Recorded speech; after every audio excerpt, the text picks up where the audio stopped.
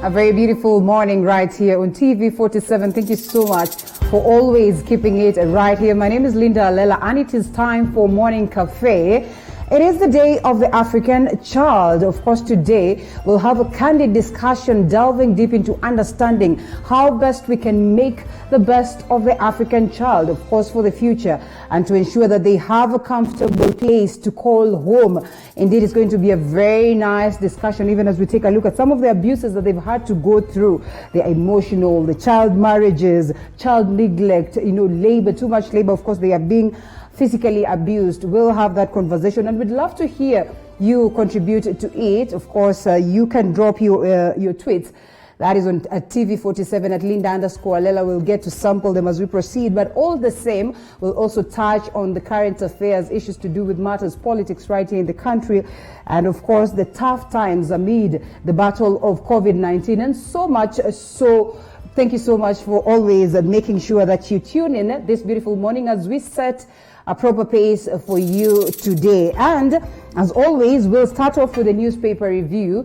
We'll have, of course, the People's Daily, as you can see right on your screen. And joining me to crack on that is Gerald Mitok, who's a political strategist.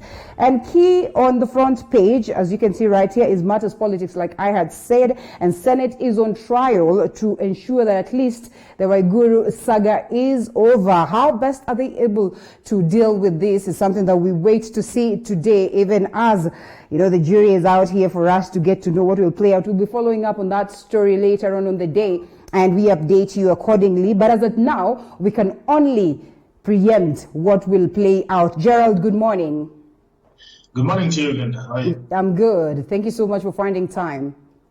Anytime. And as we preempt what will play out for this particular Waiguru saga, what do you make of it? The impeachment of Kirinyaga governor poses major test, as has been captured, to the handshake, and of course opinion is split and on spirited efforts to ensure that they get to save her.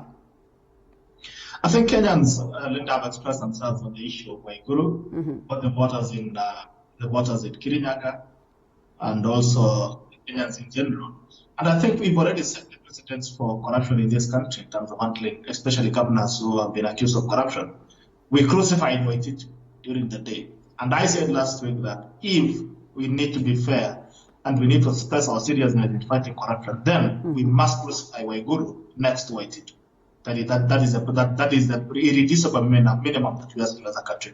And Linda, the president has been very vibrant about the fight against corruption. He has come out as a very tough crusader, as he wants to present himself. So this is also a test for him. Right. We need to see if he's really serious about this thing or not. But one funny thing about politics, Linda, is that it has a way of punishing the people who actually brought it on. The greatest opposers of Waiguru today were greatest supporters. Some of us who never slept in houses in 2013 and 2017 are the greatest victims of Jubilee government. The same thing in Kirinyaga. The people who voted and campaigned for Waiguru are the same people who are crying the loudest, And there's an American philosophy that says that elections, are decisions. Yeah. It's like picking up a fire and sitting on it. So at times you have to bear with your blisters. So as much as I want to empathize with the people of Kirinyaga, politics is a very democratic process. We make choices every 5 years on who we want to lead us. Waiguru came with all the baggage when he was campaigning. And there was a lot of campaigns against him on the basis of corruption, because he has been accused of a lot of scandals in NYS1 and NYS2 and all that. And the Minister of Devolution, she was already accused, or actually was seen to be corrupt. Right. And this guy still decided to vote for him. But again, when you look at the Senate has not expressed a commitment. I've seen Lusaka trying too hard to actually assure the Kenyans that they are going to serve justice. But the fact that Kenyans are already suspicious of the operations of the Senate says a lot about the independence of the Senate. It says a lot about the independence of the legislature. It really speaks a lot. Kangata still has been accused of circulating messages to nominate the senators, pushing them to support, to oppose the motion against impeaching Waiguru. If you look at the way they have also set this thing up, is the Senate is insisting on forming a plenary committee to listen to the case of Kirinyaga County, which you agree would be, which you agree would of course determine and would give her a positive Result? Why should we have a plenary committee? Okay. We should open it up to the whole Senate to discuss the issue of Waiguru. Right. Yeah. All right, so we can only wait to see what will happen, but as it is, indeed, as we have said, Waiguru Oster motion tough test for senators. And of course, what she says is that the intent is to bully me to achieve nefarious, unpersonalized political objectives. I shall not be bullied. A couple of other leaders, like you have said, have their own take on this. Charles Kiviru says that if she is rescued, the verdict will be left to the people of Kirinyaga. And Junet Mohammed says that Waiguru is governor and Raila is a national leader. Where is the problem if they meet? Proceeding to say that as ODM, they are in support of the leadership of women and would come out towards ensuring that at least they are able to save her soul. And we shall, at the evidence of the Kirinyaga MCS plus Waiguru, we shall look at the evidence of the Kirinyaga MCS plus Waiguru's defense. That is according to Irungu Kangata. And of course, you saw this reaction that brought a lot of, again, reactions on social media from Margaret Kobia. And of course, she says that this Oster is an indictor, or that some of us do not value strong women. And we'll delve deep into that later on the discussion. But we pick on a different story that has been captured on the front page of the People's Daily. And State House is hit by COVID-19. And His Excellency, the President and the First Family are safe, free from COVID-19 pandemic, as it is for State House workers were tested positive. Gerald, I mean, is this cause for alarm? Is this cause for worry at all? I mean, yes, it is. But at what point does this take us? You see, Linda, State House has been the greatest letters of COVID-19 protocols. All the protocols that have been put, especially against holding meetings or public gatherings, has been violated by State House. So maybe coronavirus, if I thought this thing is true, then maybe coronavirus just found the right place to eat, because you cannot speak about rules that you cannot comply to. Right. State House has continued to hold meetings. State House has continued to hold public gatherings. State House has continued to hold almost political rallies where the PGs, both for the Senate and National Assembly, were held. Right. So if you ask me, as much as I want to sympathize with what is happening in State House, I think also it's a reminder that you cannot tell Kenyans to stay home and sanitize while you continue holding meetings. I mean, it's crazy. The government, and especially the president, has been the person who has been pushing for total compliance to COVID-19 protocols. And at the same time, he has been the one who has been violating those protocols. So, Linda, if you ask me, I would want to sympathize, especially because those people who are getting the disease are staff who are very innocent people. But again, it begs the question, how did coronavirus get into State House? It got into State House because of the protocols that have been continually violated in State House. So it is crazy. It has hit the most sensitive part of the country, which is State House. And it is a reminder, it's probably a reminder to the presidency that if, as the Minister of Health says, if we continue treating the disease normally, it will treat us abnormally. And the other day, there was also another cliche of, you can get it. If I can get it, you can also get it. So it means also the senators can also get it. So they need to get serious about the protocols of having COVID-19 protocols. I've seen, instead of actually pushing the meetings, they have only heightened the protocols in terms of tests and security measures and all. I would expect that the State House should have gone ahead and banned all the meetings in State House. I realize, because I'm also friends with people who work there, there has been some very strict measures on the employees working or getting out of State House. They have all been in there. They don't actually get, those who live inside the residences don't leave State House. But again, they allow people to come from outside to come and endanger their lives. So, Linda, it's a reminder to state organs and especially the government and the presidency that it must take seriously the fight against the COVID-19. Otherwise, it will start in the wrong places. All right. And when I say the wrong places, it means with the leadership of this country. Okay, and as they would you see what is happening in Burundi? Yes. You know what is happening in Burundi? Yeah. You know? So it's crazy. They need to get more serious with this. Yes, and as they would say, no one is immune on this, even as well, of course, captured on page 4 of the People's Daily. They say high-profile individuals contract the virus, and now strict protocols at State House.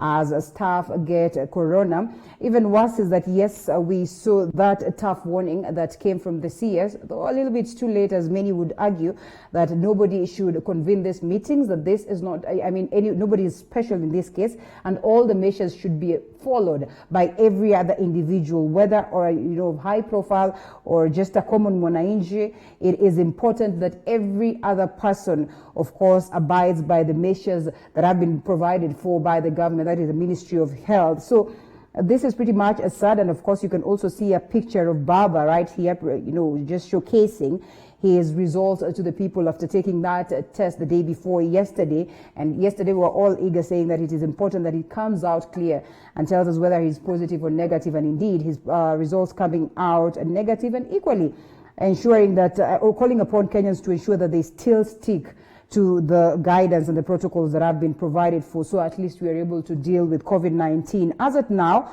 the numbers stand at 3,727, that is confirmed cases, that 1,286 have recovered, and 104 deaths so far. Yesterday, as of yesterday, of course, the latest report was 133 people tested positive in the last, of course, 24 hours as of that release, and 701 samples have been tested so far. So we'll be following up on the same and update you, but that story is captured on page 4 in the event that you'd want to know, as activities are scaled down and a number of visitors reduced as the president's 4 staff members hospitalized after testing positive of COVID-19. And Gerald, today, we said that our children are our responsibility. It is the Day of the African Child, and they launch a campaign for children's rights under the theme, Access to a Child-Friendly Justice System in Africa. They have captured key issues that affect our children today, on the aspect of abuse, emotional abuse, child marriages, sexual abuse, child neglect, physical abuse. This story has been captured on page 14 and 15 of the People's Daily. What would be your message in this, or as this particular special day? Before I get to that, does it surprise you that Raila Odinga got these COVID-19 results overnight, when Kenyans have to wait for almost 10 days to get the results? And that is quite a thinker for you to think about it. On the issue of children, I think in this century and time, there are things that we should not be actually talking about in a civilized nation that Kenya is. When you talk about child marriages, you talk about child abuse, you talk about you talk even about access to education for children, access to basic rights as children of this country. It's quite sad that we still have this discussion. And actually, you've seen the way it has been factored at the Day of the African Child. The African child continues to face quite a myriad of challenges even in growing up, from when they are born, access to healthcare, even where they are born and all that, and how they are born, is still a crazy challenge for African countries, especially Kenya. And I think it's quite sad that we're still fighting this. And as we commemorate the Day of the African Child, we need to think more about the future of our children. Because when we talk about the future, we must talk about investing in our children. We must ensure that we can provide a safer place for children to grow, first of all, even in pregnancies, to ensure that we have an healthy fathers and healthy children are born. When they are born, we must ensure that they have the basic rights. They have access to basic rights like education and healthcare and all those things. So, my message would be, it's very important for us, as we talk about focusing about the future, we must look at the avenues of ensuring that we protect our children from exploitation, from early child marriages, from health complications, and also education. Because when we empower children, that it means we empower the education. And I want to say this, Linda, in a nutshell, that the future lies in the way we treat our children.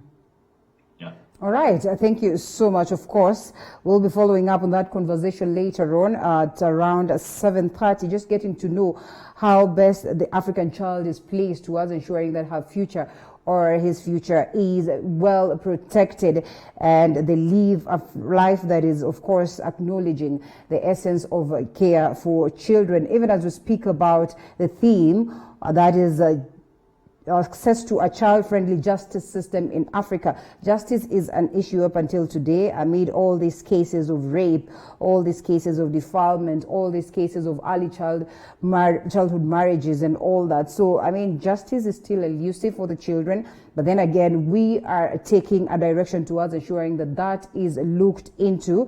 And the report being projected right here is that 963 children were abused between January to December. This is, of course, a report in the country. And as of now, that is, of course, children abused between January to May 2020. Of course, we have captured 510 cases. This is pretty much unfortunate. So we'll delve deep into that conversation later on as we proceed. But let's come back to some bit of matters justice. And CJ executive war escalates over fresh video attack. The video accuses Maraga JSC of privately vetting judges who the president has refused to appoint. I mean, is the end nigh at all in this battle that we're having? I told you, Linda, last week, and I'll still tell you that the fight and the attacks against the judiciary is quite unfortunate. It's a complete reverse of what the democratic processes and gains that we've made as a country. And the president is not only being a democrat, but he's also being unpatriotic. He's being extremely unpatriotic. There's no patriot who would want to attack such a very important arm of government. The judiciary, you must understand, Linda, is not an arm of the executive. But I've said this completely. We have continued to push for constitutional reforms. The Constitution 2010 is part of the reforms that we really look forward to because it gave independence to all the arms of government. But the problem is that the executive has continued to meddle with the business of the judiciary. And the judiciary is not serving the executive.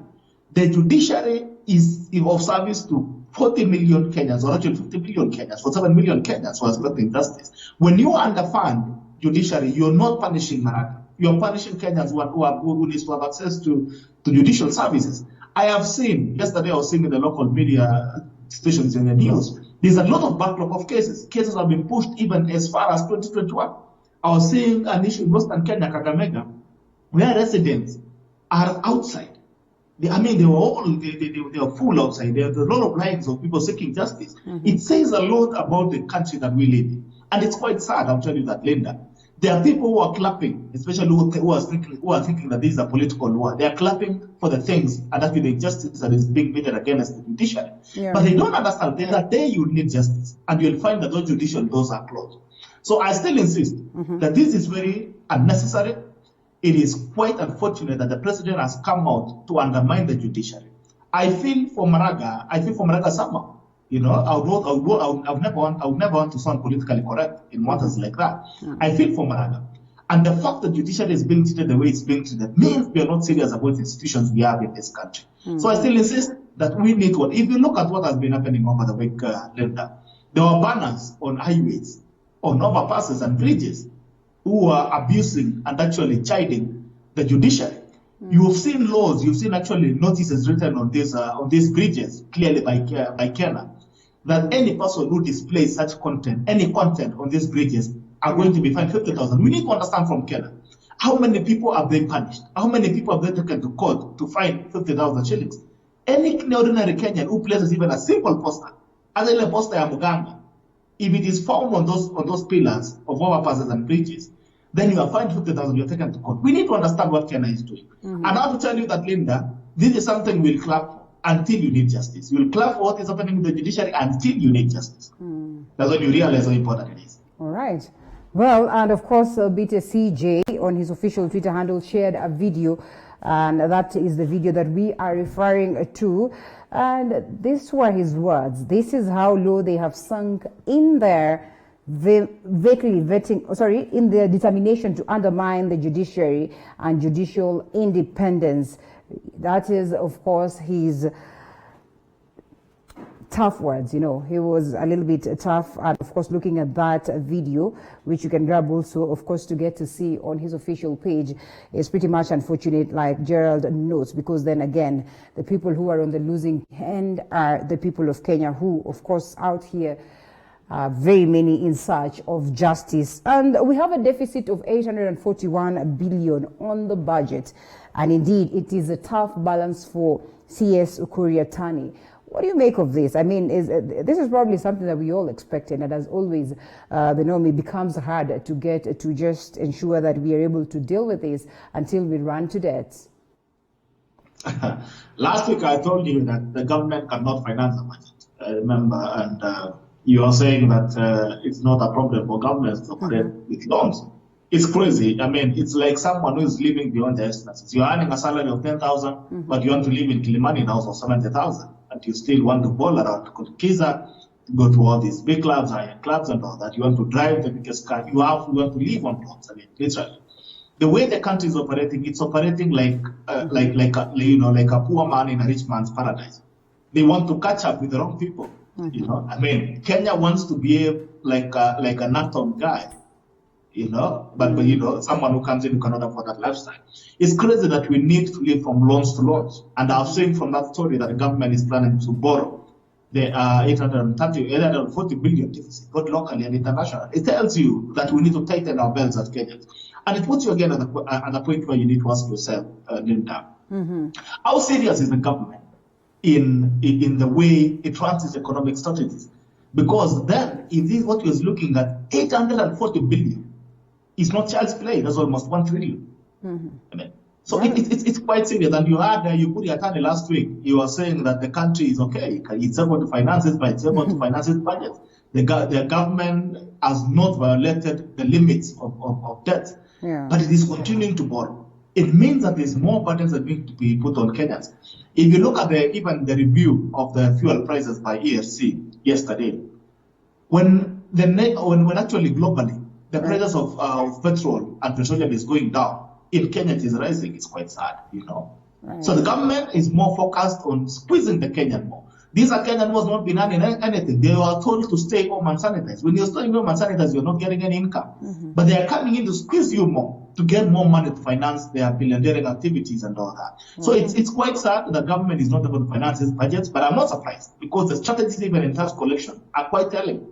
The strategies in the spending of these monies are quite telling. When you look at the budget review last week, you look at the budget that is not focused on an economic regeneration. It's more focused on spending, continuous spending, like earning salaries and going to the shopping every day, going to buy clothes and all that.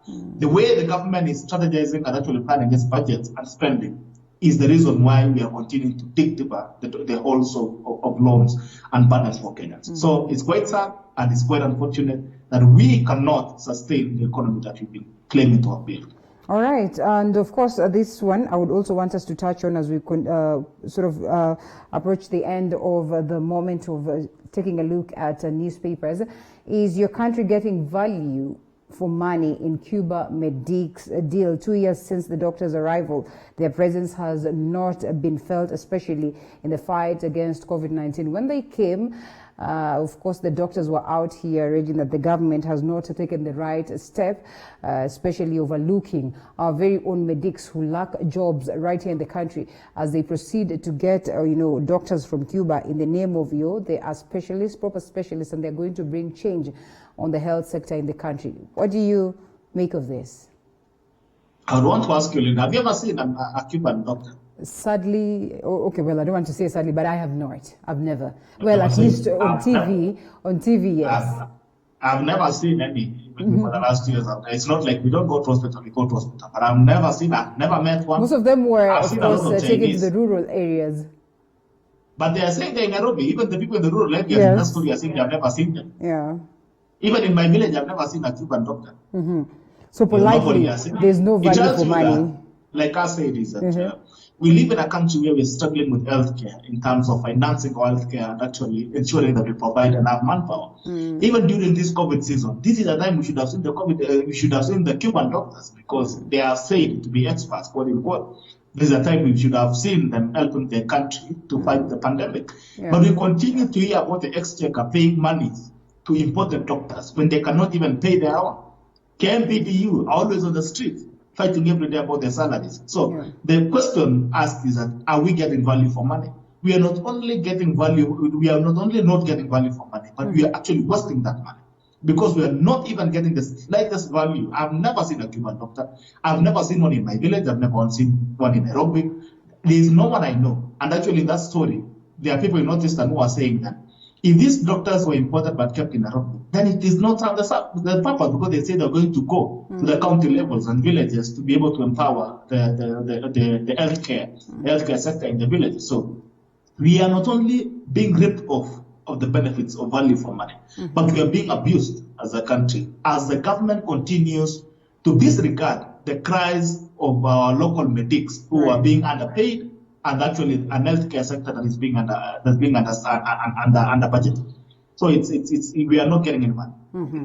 Well, sadly. And before we go for a break, let me just take a roundup of what is happening on the international scene. U.S. Supreme Court backs protection for LGBT workers, and watershed moment for LGBT rights in the U.S. as Supreme Court rules workplace law protects gay and transgender employees. A majority of them say that they still are being fired in U.S. for being gay. And some of them coming out to just share their experiences. And just looking at what is happening in the world, Atlanta mayor announces a series of police reforms. You get updates right there. Coronavirus cases exceed 8 million worldwide. That's pretty much unfortunate. And the U.S. Oscars award ceremony postponed because of COVID-19. And very many cases right here. Also, the sporting events are affected hugely, or courtesy of the COVID-19. So we have so much so across the world, but then again, time will not allow us to delve deep into it. And also across the African continent, we can only say that we'll probably proceed to the next session where we have news stories that have been prepared by my team, and we'll get more up from there. Thank you so much, Gerald Bitok, for your time, and of course we look forward to see you again on the next segment. Let's cross over for a break, and we'll be right back with more news. Thank you.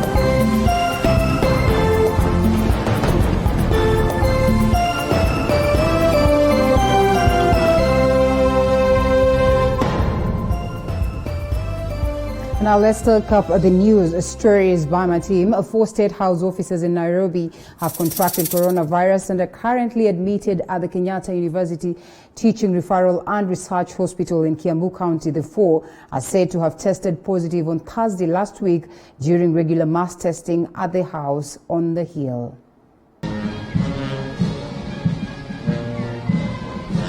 Indeed, coronavirus knows no boundaries. The highly contagious virus has landed in State House, one of Kenya's most guarded places. 4 officers who work at State House, Nairobi, have contracted the virus and are currently in hospital. The officers were tested on Thursday during the regular mass testing. In a statement to newsrooms Monday evening, State House spokesperson Kanzadena assured that President Uhuru Kenyatta and the First Family are safe and free from COVID-19. The statement said State House staff are regularly tested as part of proactive measures including President Uhuru Kenyatta and members of his family. Kanzadena adds that families and close contacts of the 4 State House officers are being attended to and that extra access protocols for State House staff residing outside the compound and visitors have been rolled out as part of strengthening COVID-19 restriction measures. The statement does not say if the 4 were working in the same office and whether they had come into close contact with the president and other members of the First Family or not. Since Madaraka Day on June 1st, State House has played host to several groups of people, the latest one being the extraordinary session of the National and County Government Coordination Summit held on Wednesday last week. The meeting, chaired by President Uhuru Kenyatta, was attended by Deputy President William Ruto, all 47 governors, 4 cabinet secretaries, among others. Kanzadena has reminded Kenyans that no one is immune to COVID-19 and we all are at the risk of contracting the virus, and asked Kenyans to continue observing the COVID-19 containment protocols as laid out by the Ministry of Health. Mwangi Maina, TV47, Nairobi. And Health Cabinet Secretary Mutahi Kagwe says nutrition is a key factor in the fight against COVID-19, as a well-balanced diet provides you with the necessary nutrients to build your immune system. This is as the COVID-19 numbers in the country now stand at 3,727 after 133 more people tested positive for the virus in the last 24 hours. The spread across the counties were as follows: Mombasa leading with 61 cases, Nairobi 53, Kilifi 7 cases, Busia 6, Kiambu 2, Kajiado, Nakuru, Murang'a and Kitui 1 cases each. 33 more people were released from hospital after successful treatment, bringing the total number of recoveries in the country to 1,286. Now, the death toll as of yesterday is at 104 after 1 more person succumbed to the virus.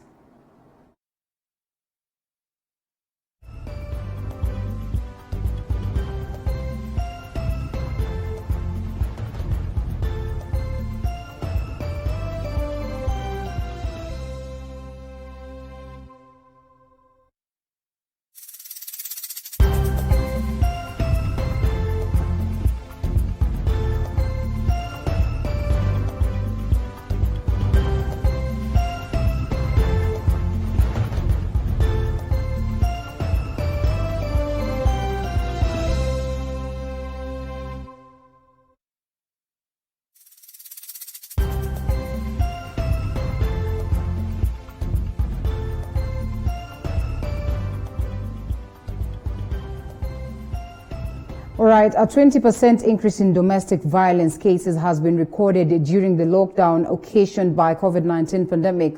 Locally, a woman is currently recuperating at Makueni Hospital after her hands were chopped off by her ex-husband. And as Joash Onsari now reports, many more cases have been going on unreported. At Kiamavui Village, Nduluku, Mboni East in Makueni County, Purity Muthoki Makau, 24 years, was attacked by her ex-husband Sunday night. Brutally beaten with 2 of her hands chopped off using a sharp machete. Saa 4:30 tukasikia ndulu. Tukatoka nje tukapata huyo jamaa amemalizwa. Alikuwa anakuja, akikuja anakaa siku 4, wiki moja anaenda. Saa jana vile alikuja ndio tu kwa tunajua kama kona ubanji walikuanga tu anakuja. Walikosana mwezi wa 3. sikumbuki tarehe. Purity is currently receiving treatment at the Makueni Referral Hospital while the body of the suspect who was killed by the mob taken to mortuary. At the moment, the patient is stable and we are managing wounds post-op, awaiting psychological and psychiatric support so that the patient emotionally can be stable. Statistics from Center for Human Rights and Mediation, an organization that deals with domestic violence cases, indicates the center has recorded an increase from between 6 and 10 cases handled per month to between 10 and 12 cases per month. Handling close to 10, 12 and 10, meaning they are on the rise, and this because of the curfew that makes most parents stay at home. Many of these cases have been attributed to stay-at-home orders by the government due to COVID-19 and many victims and families facing hard economic times. Walipokuwa wamezoea kukaa nyumbani, wengine hawakujulikana tabia zao, na kumbe wakishinda pale nyumbani na watoto wanafanya kubaka wale watoto. Hiyo ndio visa tumekuwa navyo vingi, haswa na ile domestic violence, ambapo tunaambiwa mama akiitisha kitu kwa mzee na mzee kwa sababu hana turn it into anger na kuanza kuvamia mama. In another incident, a man who is suspected to have killed her wife and their son in Joska, Machakos County last week has been arraigned in Kangundo law courts. He was however remanded for 14 days as investigations continue. Rights groups say until coronavirus restrictions are relaxed, cases of gender-based violence in Kenya will only rise. They also note that when so many people remain behind closed doors, most of the violence will go unreported. Mental health is something that we need to deal with, especially for as the effect of the COVID-19. This guy must have been sick and many more. Joash Onsare, TV47, Nairobi.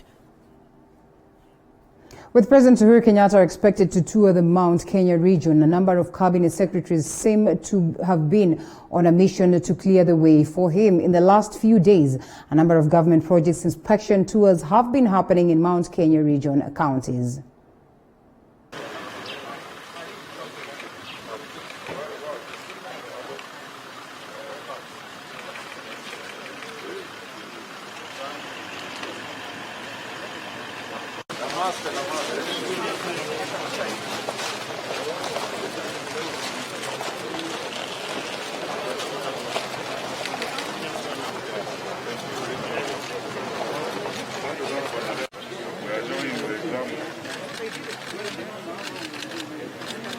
Look at resources that have been put in projects. It's important we sit down with elected leaders and unlock any of those challenges that are there.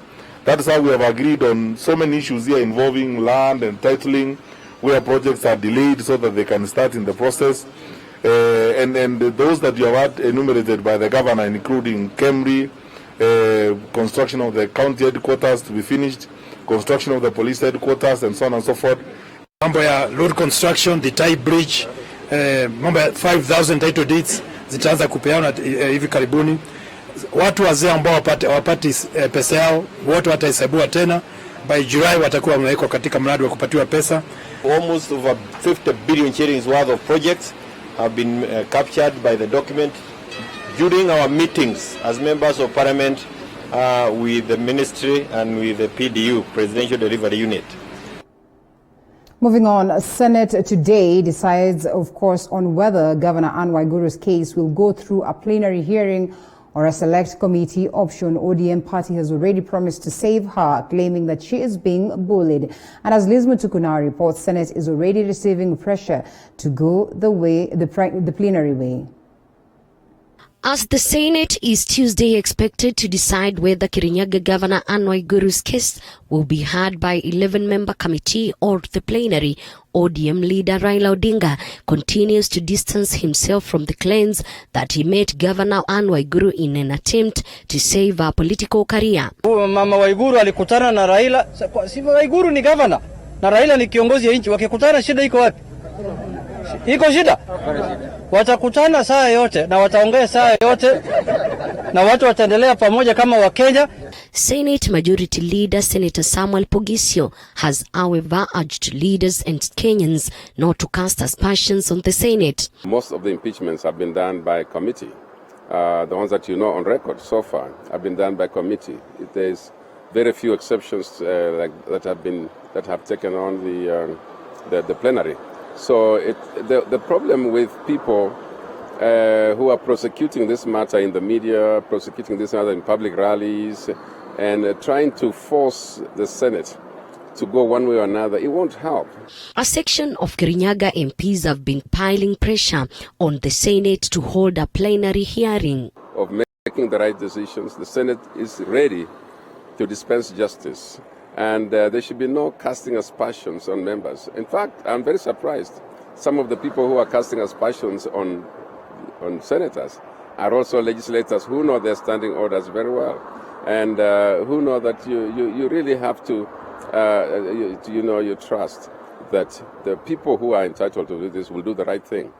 This comes even as a section of Kirinyaga residents supporting Waiguru took to the streets calling upon the Senate to act independently. Na tunaomba Senate itupilie mbali hiyo motion ya kuimpeach Waiguru sababu haina ukweli na ukweli mtupu hakuna, na sisi tunasema Waiguru asiwe impeach. Sisi tunataka kusema ametufanyia mambo mengi, au watu wanampiga wamepatiwa pesa wamuondoe. Kama Waiguru ataenda mahali hiyo MCA wote tunachagua tena waende. Senate sources hint that the Jubilee side has settled on Senators Beth Mugo, Gideon Moi, Johnson Sakaja, Anwar Oloitiptip, Alake Wako and Maalim Mahamud, while NASA side has settled on Senator Cleophas Malala, Beatrice Kwamboka, Judith Pareno and Enoch Wambua. As lobbying to save Governor Anne Waiguru intensifies, now all eyes are on the Senate to see whether it serves justice to the people of Kirinyaga. Elizabeth Mutuku, TV47, Parliament Buildings, Nairobi. And still on matters politics, a section of political leaders allied to Jubilee Party in Western Kenya have continued to drum up support for Musalia Mudavadi and Moses Wetangula as the region's kingpins. Now, the leaders claim Governor Wycliffe Oparanya and devolution CS Eugene Wamalwa have failed to steer the region politically. Mulindi Keri now reports. Mumias East legislator Benjamin Washali has taken a swipe on Governor Wycliffe Oparanya and CS Eugene Wamalwa as loyal leaders, claiming they have been in government long enough, but Western region has nothing to show of it. Na kuna mtu atakuja kusema ati sijui ati yeye anataka awe kwa serikali, anataka kuwa wa serikali ya nani? Nani alitengeneza hiyo serikali? Sisi ndio tutengeneza serikali ya Jubilee. Kwa hivyo mtu hawezi kusema ati anatoka kwa ODM, anataka ati sisi tuwe kwa serikali. Mbona hakuweka wakati ile sisi tulikuwa tunatengeneza hii serikali? Sisi kama wana Jubilee wa Western hatusikiki kwa serikali hii kwa sababu sisi tulikuwa wachache. Kura ile tulitoa hapa Western tukapeleka kwa Mheshimiwa Uhuru Kenyatta ilikuwa kidogo sana. Washali says it is for the same reason the Jubilee Party and leaders elected through the party ticket in the Western region have decided to work with Musalia Mudavadi and Bungoma Senator Moses Wetangula to form the next government. Sisi wale wako kwa Jubilee na tunatoka sehemu hii ya Western tumeanza kufanya kazi na ANC leader Mheshimiwa Musalia Mudavadi na Ford Kenya leader Mheshimiwa Moses Wetangula, na nia yetu ni kubwa ni kwamba lazima tuweze kushikana pamoja ndio tuwe na usemi kwa serikali. Meanwhile, speaking in his Lugari constituency, Ayub Savula, ANC deputy party leader, has reiterated their position is to front Musalia Mudavadi for the house in the Hill in 2022 since Oparanya and Wamalwa have failed the region. Umaarufu wa siasa tufanye 2022. Lakini sisi tunajua tunafuata Mheshimiwa Musalia Mudavadi kama our presidential candidate kutoka sehemu hii. Wale wengine wanataka kutuingiza kwa serikali, mimi nashangaa. Eugene yuko kwa serikali. Anataka kutupeleka serikali nyingine gani? Na yeye ni waziri. Oparanya ni Council of Governors chairman, ni mdosi na mheshimu. Nani ana serikali yake ya Kakamega County. Ni serikali gani wanatupangia mbele? Tuingie kwa serikali. Sisi hatutaki serikali ya mtu mwingine, tunataka kuingia kwa serikali ya Musalia Mudavadi. Mlindi Kerry, TV47, Kakamega. The smooth resumption of schools in the country is under uncertainty and could turn costly, especially for parents, with the government hinting that parents will play a major role in facilitating adherence to containment measures in schools. And even as a majority of the public oppose the resumption anytime soon, the government is unrelenting in enforcing containment measures. Among them, social distancing, cessation of movement, proper sanitization, and wearing of masks that could prove challenging for parents, students, and teachers when schools resume. David Mudoka reports. The Ministry of Education, jointly with the Ministry of Health, issue and publicize guidelines on a gradual and progressive return to normalcy in the education sector by the third term. With the Education Ministry in a race against time to come up with a recovery plan that will see schools reopen for the third term, stakeholders have joined forces with their colleagues from other ministries to make the resumption progressive, containment measures in mind. This coming at the center of the coronavirus storm that is biting hard into the nation's economy. With concerns rife about the safety of some of the schools in the country, the Ministry of Education has admitted that a lot is left to be desired on the state of the schools. The children there at risk of contracting the COVID-19 disease. Even a poll released by research company Infotrack shows that 70% of the public remains opposed to the reopening of schools under the current circumstances. And with some of the governments in the world reopening schools, the country is keen not to lag behind. However, Education CS Professor Magoha has said this will be done in strict adherence to the containment guidelines issued by the Ministry of Health, among them social distancing, proper hygiene, and wearing of masks. With overcrowding in some of the schools of great concern, schools could grapple with social distancing, albeit other schools worldwide resuming in phases. Other schools have improper sanitation facilities, making them the perfect breeding ground for the coronavirus disease to unsuspecting pupils. In other schools, especially those in arid and semi-arid areas, availability of water is dire. This prompting the need for new properly put up facilities to enhance adherence to containment rules, among them water tanks, a cost that Magoha admits is too heavy to bear for the government with the pandemic hot on its heels from all fronts. But those of you who can afford to buy more masks for their children or grandchildren will do. If you love them, don't start making noise when they are not there. With cessation also in full effect and in a bid to curb transportation of the novel coronavirus from one part of the country to another, it remains unclear how teachers who have to travel to their workstations in other counties will cope. In a letter by the Kenya National Union of Teachers to the Teachers Service Commission, NAT is advocating to have teachers localized to prevent the virus from spreading from hot zones to other areas. Could the TSC listen to the pleas by the teachers? It remains uncertain what then happens to students who have to travel to their schools that are in other counties. David Mudoka, TV47, Nairobi. Thank you, David Mudoka, for that report. And it's now time that we take a short break. We'll be coming back with more on the discussion on current affairs, so keep it right here.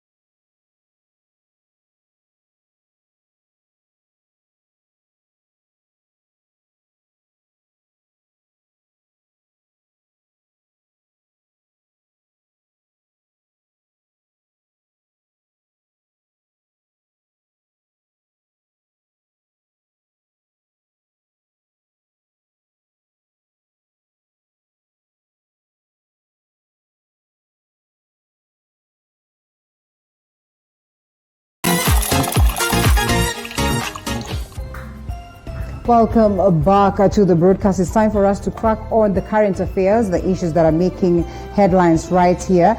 And I'll have Honorable Justus Kitengu from Machakos County, that is Kiva Ward. He's the MC of Kiva Ward, taking us through this session as we crack on matters, of course, politics, especially the Waiguru Oster that is said to either be approved or not approved by Senate. And today we get to know how these proceedings will proceed. Good morning, Mheshimiwa.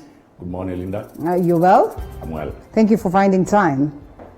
Welcome. Yes, and MCAs, really, I don't know, well, in as much as this is enshrined in the Constitution that you have all these powers and energy towards ensuring that devolution is indeed a success. I mean, what has changed this time around? And we see them a little bit tough.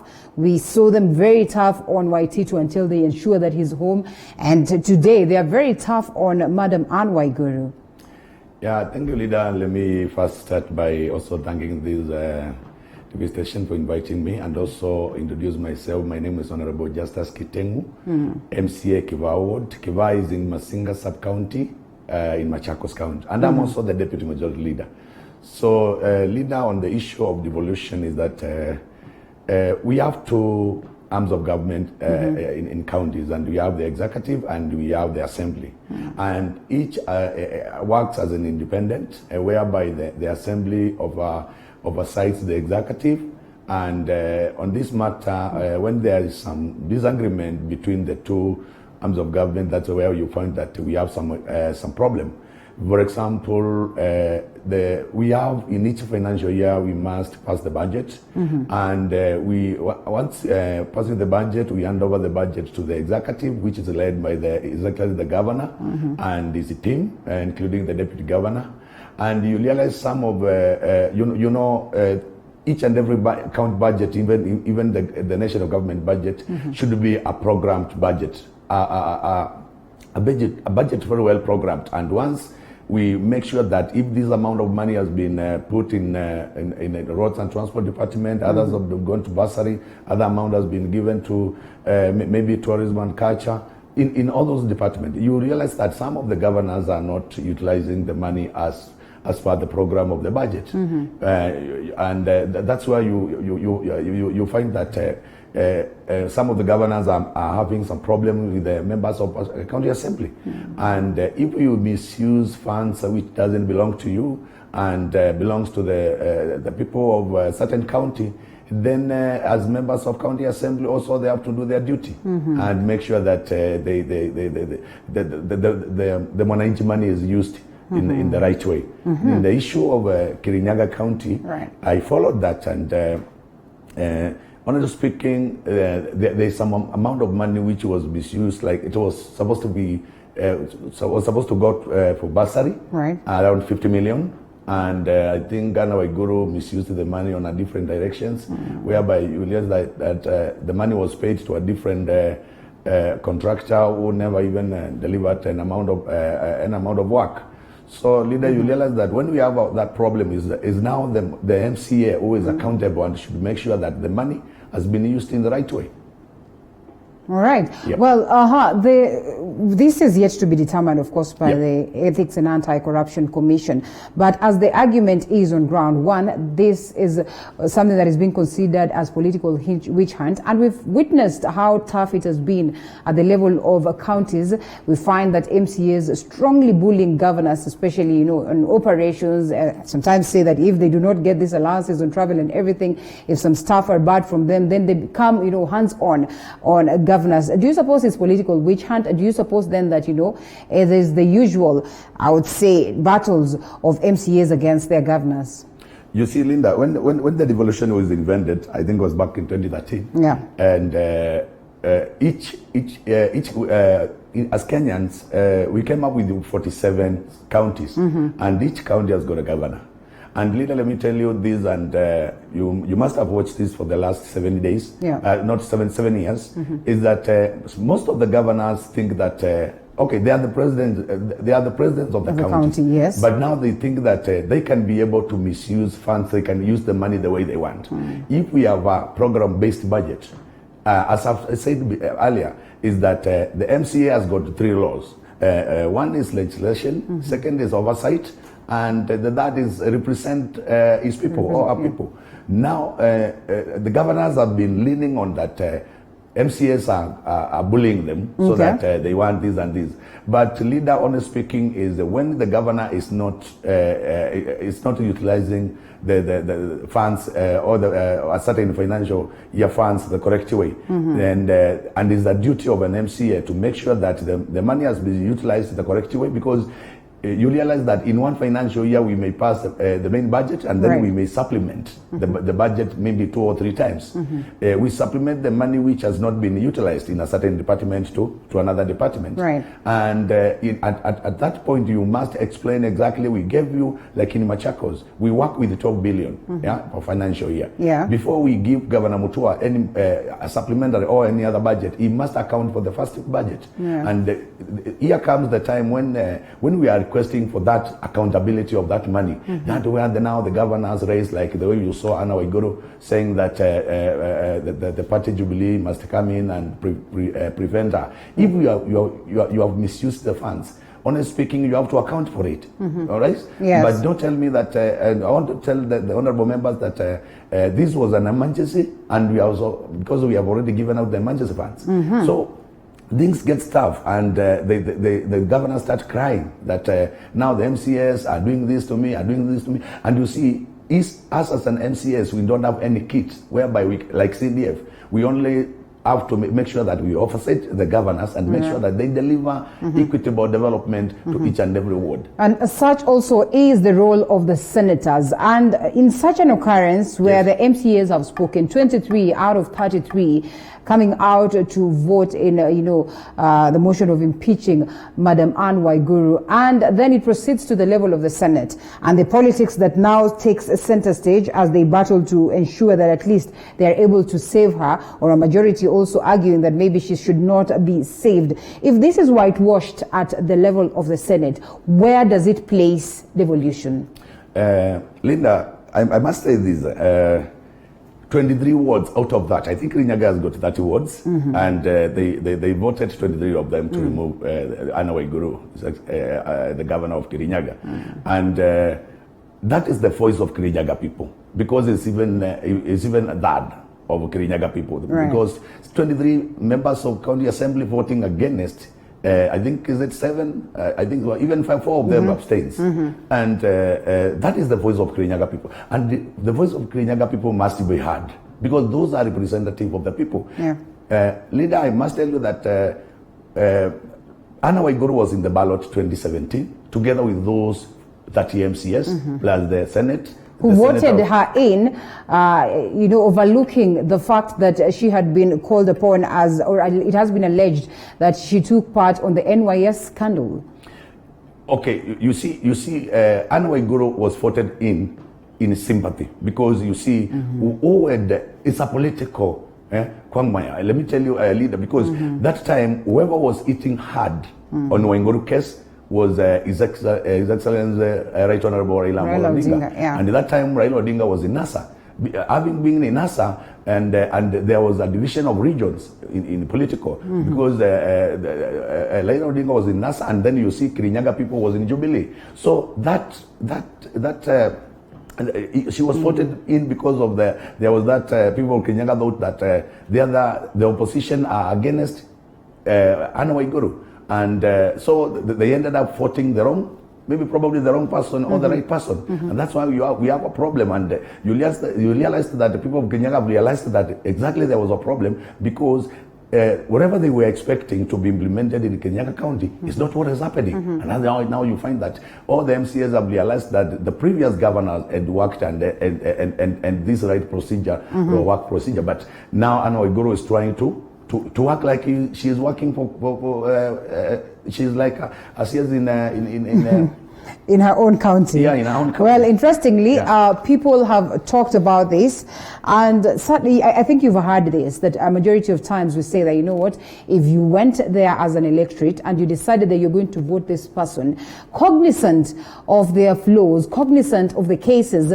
that they are still battling in courts, and you proceeded to vote them in, you should stay and face the consequences of that. The people of Kirinyaga, like you have said, they said, you know what, they had two options. They had an option of Martha Karua. They opted to vote her out, and they said that they will go with Waiguru. Some of them actually saying that, you know, kama ni mwizi wetu. Yes. Such utterances. I mean, isn't it time that these MCAs and the people of Kirinyaga then stay and wait for the next time that they're going to vote? Because then, after all, this was their choice. Linda, Choices have consequences. Linda, you are right, and this is why I'm calling for the Senate.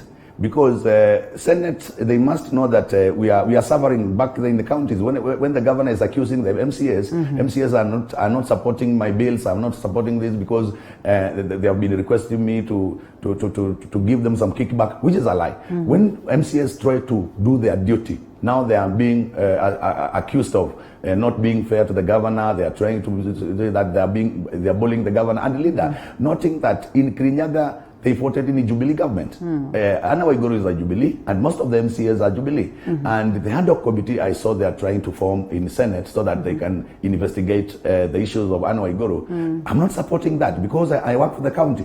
What I do is there is a committee called the Committee of the Whole House, whereby the entire Senate will sit down and hear this case, so that now the justice of the Kirinyaga people can be heard because it's their taxpayer money. Is it the entire Senate or the plenary? Which one would you rather? Okay. This 11 member that they're talking committee that they're talking about, or the entire? The more you channel to that little number, the more now the compromisation is calling, because now 11 members. Again, it's a committee. It's a committee because committees are made of 11, 13 members. Right. But now this case, for the betterness of Kirinyaga people and for fairness, let the case of Kirinyaga Governor Anna Waiguru be heard by the Committee of the Whole House of the Senate. What would be your predictions? Is she going to be impeached or not? My prediction is that if she is found guilty, of course, for the benefit of the Kirinyaga people, then she must be ready to go. In the event that she goes there, we have a deputy who's a gentleman.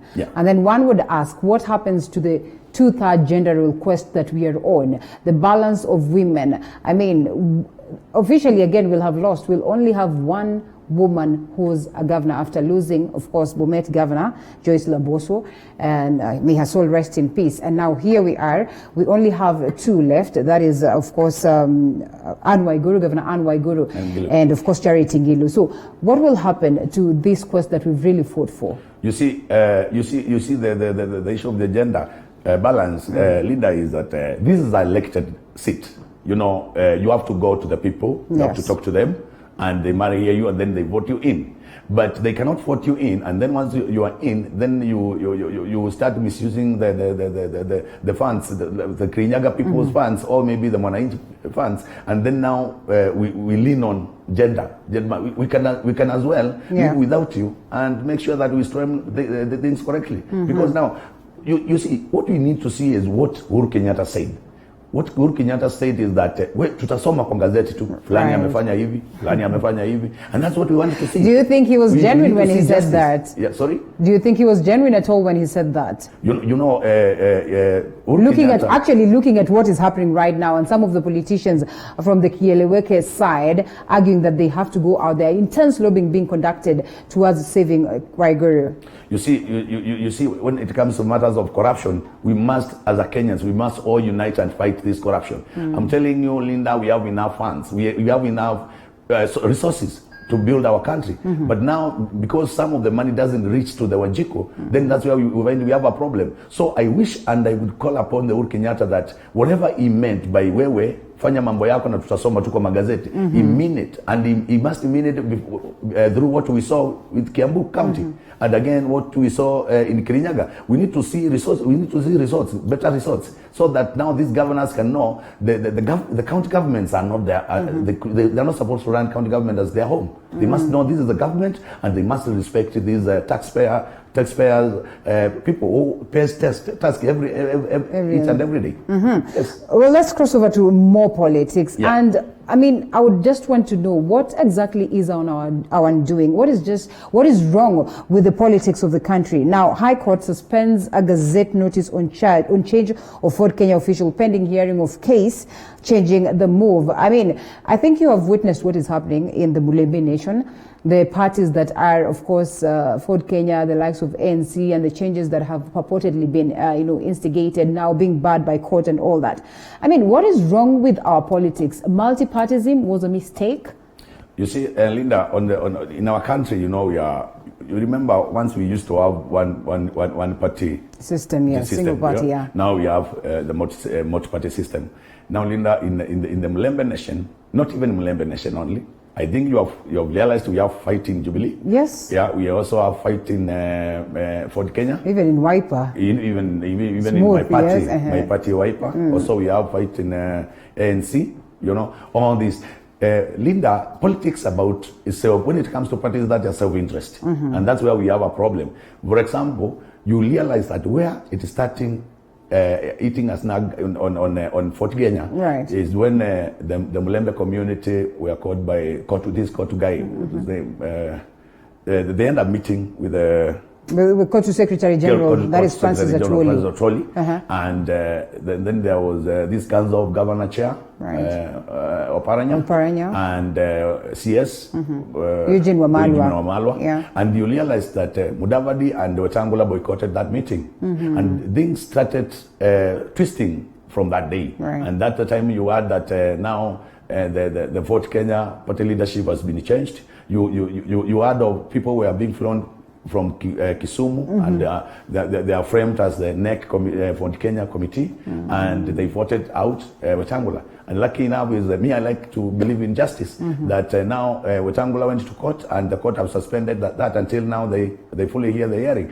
Because it's all about self-interest, because that is the division of one community, Mulembe family, and now they want they want to host Mudavadi and Wetangula one side, and then they're having now Oparanya and Malwa, and now the Francis Atwoli, now another team, which is more division. And the more division they are, the more they're going to lose even the resources for their people. So I can just call upon all the regions, including mine in Ukambani, in Central, and also Rift Valley.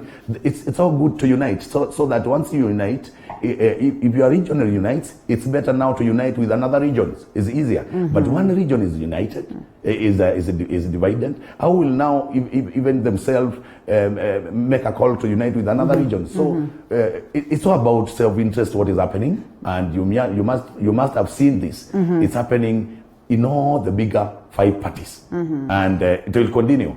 Because unless now they sit down and ionize where the problem started, beating them, then they will now call for more and more division. Yes. There is a very thin line between regional balance, regional unity, and ethnicity. How then do we ensure that, in as much as we are on the quest of finding regional, unity, we do not, again, put ourselves in the tribal cocoons, or maintain the tribal cocoons that we've been holding for years, that again, many people argue are our biggest undoing as a country. Remember Magufuli coming to the country the other day and saying that, the worst thing that has happened, is it Magufuli or Lowassa? Yes, should be Lowassa. Yes, saying that the biggest problem of the people of Kenya is tribalism, ethnicity, that we've galvanized ourselves at that particular level. I mean, how best can we ensure that we balance, even as we seek regional unity, we do not strengthen ethnicity? Linda, I must tell you that if you have followed the history of this country, this is something which was planted even since our independence, 1963. Yeah. You realize that at the time of Mzee Jomo Kenyatta, and Jaramogi Oginga Odinga. You remember from that time is where even the division of tribalism started. Right. And these are leaders who has been, allow me to call them the dynasties, who have been in power from then. They have been leading and taking us in these directions of tribalism.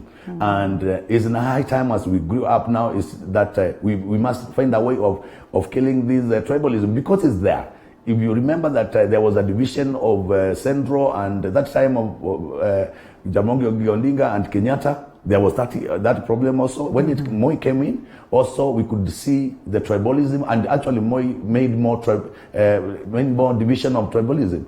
And even up to today, even I think the time the country was leading, was trying to go the right direction is the right time of Kibaki. I could not see much of tribalism because of this Nusumukate government. Right. But now at the time of Uhuru Kenyatta, we are also now trying also to see more tribalism trying to come up. Now you can see now Uhuru Kenyatta now and his deputy. Now they are not in the same line. Now also calling for more division. And you have seen that now. You have seen Gideon Moi joins Uhuru Kenyatta. Right. You have seen my party leader joins also Uhuru Kenyatta. And now Gideon Moi aims from Rift Valley. Right. And we have the Kalenjin. We have William Ruto from Kalenjin, and that is one community which has been divided now by two, and now we have the other one. So it's all about, as I've told you, it's all about self-interest, and it's about these leaders of this country to drop the self-interest so that now they can show our people the unity of the without realizing about the tribalism. The very same leaders going out there propagating hate, animosity, intolerance, and now Member of Parliament Oscar Sudi faces NCRC over Mungiki remarks, and he's not the only one. I mean, left, right, and center, they stand on podiums every other day. You listen to what they say. You would want to term that rhetoric. You'd want to look at it as though it's just political gimmicks, but in real sense, it spews so much hate within ourselves. I mean, how best can we again sensitize the leadership to ensure that they speak positivity, they speak life to the people? You see, Linda, the problem is now some of us politicians, because I'm one of them now, is that I do not agree with Sunday. His sentiment was wrong. One, you remember the hood in our people is still there since 2007. You remember that we lost more than 1,100 people, and also over 1 million actually was left homeless. And trying to raise that temperature of Mungiki at this time when we still have the division of Uhuru Kenyatta and his deputy. That caused that in Rift Valley, if we have any other tribe apart from Sundi's tribe, then he's trying to tell them to prepare to evacuate, which is very wrong. What I'm calling for Sundi is if he means well to his people who elected him, and he means good to the people of Kenya, he must make sure that he has stopped this issue of criticizing something which has not happened. If we think that he can sense something is happening, it's about now to use the right direction instead of publishing this, because we still have those woods new in our hearts, and we don't want to repeat that what I saw in 2007 in 2022. So let him be, because the matter is being investigated, and then he will be able to, if they find him guilty, then he must face the rule of law. All right, you've seen the WikiLeaks reports that are making rounds, of course, or were making rounds yesterday,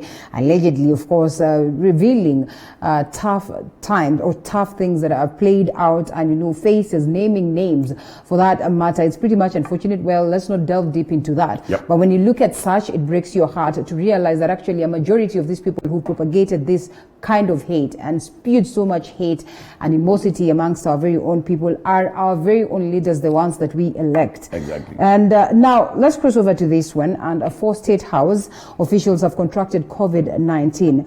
This even as the total number of infections stands at 3,727. These 4 amongst the number. It has reached State House. Is it a cause for more worry for the country? And is it even going to whitewash the hope of the economy reopening? Leader, this issue, the COVID-19 issue is actually scaring everyone. I've never in my lifetime seen or experienced schools getting closed. We are not going to church. We are not doing our work. Most of our companies and everything has closed down. So the issue having been mentioned in the State House scared more, and I must say that even myself, I was like, wow, how did it even get into the State House? So it's a high time now for everyone, and each one has the CS Kagwe has been telling us is is that everybody just to take care of himself, because the COVID-19, the coronavirus is real and is with us, within us. And I must say that now, even in this building, leader, in your station, right? If you do the mass test to everybody, you may even find that one or two has gone the infection. Yeah. What we need to do is we need just to make sure that, because this stuff is all about your immune. If you have the strongest immune, that one it can even come live with you, and then it disappears without even knowing. But if you have some body problems, then that you have blood pressure, you have other illness, maybe HIV and all that, you must realize that it may hit you, it may strike you very fast, because your immune are weak.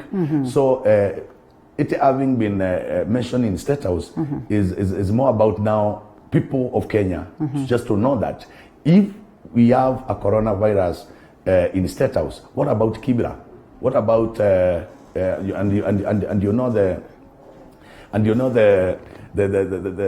State House is somewhere whereby everybody, everybody is very keen on whatever he is doing. But now tell me, I've walked. You walk in the streets of Madare, walk in the street of Kibra, walk in the streets of Uruma and all that.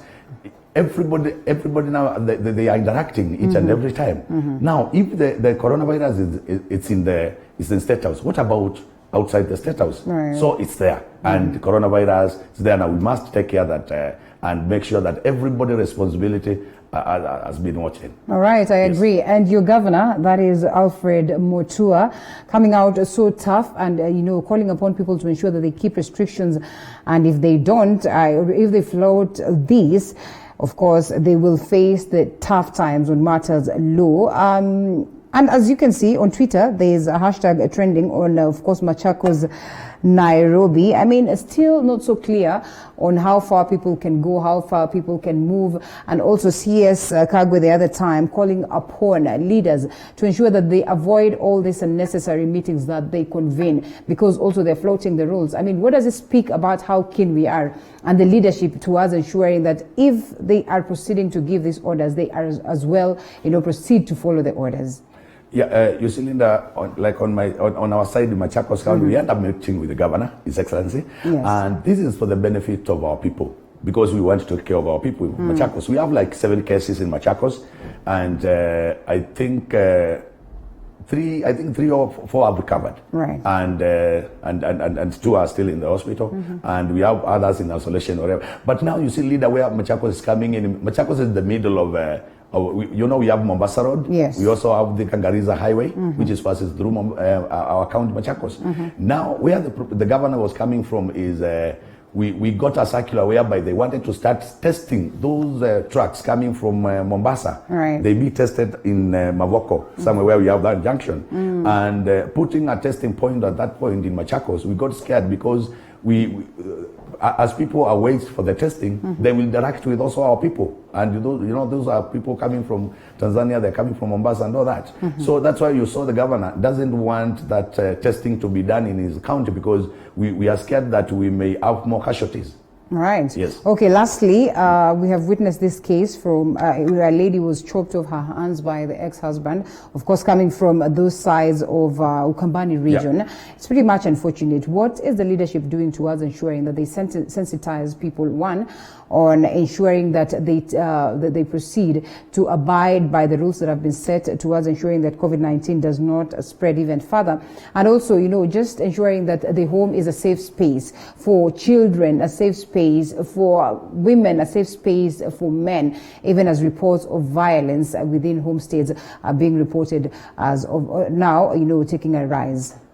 Linda, you see, when the outbreak of the COVID-19 struck our country, you remember most of our people have been working from home, and this one has increased the violence within ourselves. And I saw that lady who was chopped the 2 hands, and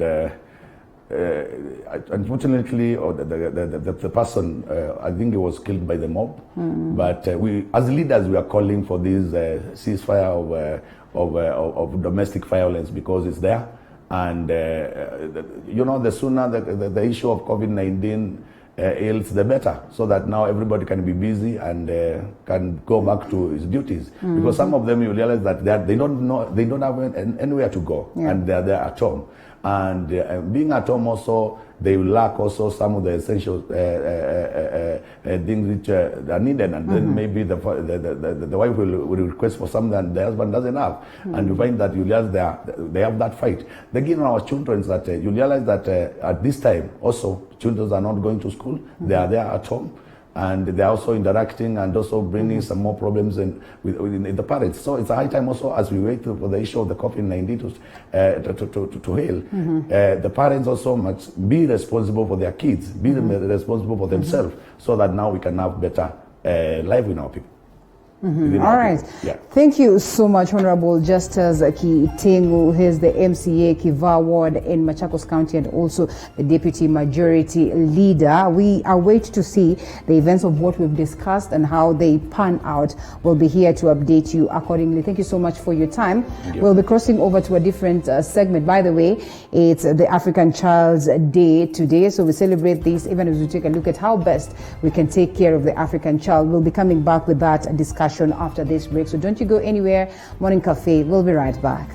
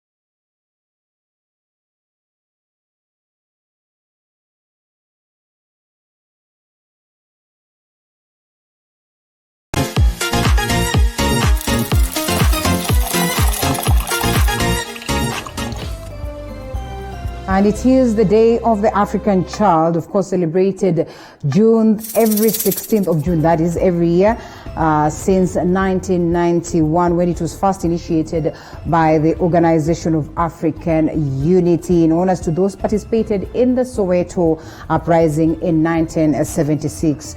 And now it's time for us to delve deep into this conversation as we celebrate the African child. But our main focus this morning will be centered around child abuse and gender-based violence during this COVID-19 period, and how kids can access justice from the justice system in Kenya. Remember, the theme, this year's theme is, of course, the campaign towards ensuring that there is access to justice for the African child. That is a child-friendly justice system in Africa.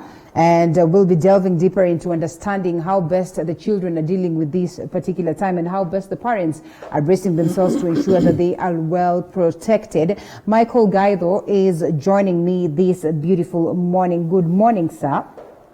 Good morning. Good yes, morning. Michael Gaido is the Senior Program Officer, the GBV TEL. Thank you so much for finding time to be with us. This is LVCT Health, right? Yes, LVCT Health. Yes, what does that mean? This is one of the NGOs locally here in Kenya, actually tasked with the responsibilities of addressing issues to do with HIV, prevention, care, and treatment. Yeah. So basically, we provide those services, like the VCT services. But actually, the other side of it is that we have many other programs, including GBV programs, right. Those that actually look at violence against children and many other forms of violence. Yeah, so last that's year, LVCT. all right. Yeah. Thank you so much. Now, last year, 963 children were abused from January to December. These are reports that have been projected. And as of today, we are talking about children abused between January to May, standing at 510. Notable abuse cases, of course, child labor, child abduction, child abandonment, emotional abuse, child marriage, child trafficking, unlawful confinement, female genital mutilation, and all this, online child abuse. Now that we are at that point of course, digital life. What do you make of these projections? Are the numbers, on the rise? Are they, okay, well, probably we should be talking about zeroing this. Yeah. Actually, I will tell you something, and I like the fact that all of us are alive to the fact that we are in very tricky situations of COVID-19. These situations mean that actually people within the families, within the households, are actually staying together as families, including the parents and the children. So projections as of around April, UNFPA had projected that if we go into lockdowns and these cessations and restrictions for a period of more than 3 months, we'll be seeing figures of more than 15 million globally of gender-based violence. In fact, further, they had said if we go beyond 6 months, we'll be seeing figures of above 31 million globally. What does that mean here in Kenya? Right.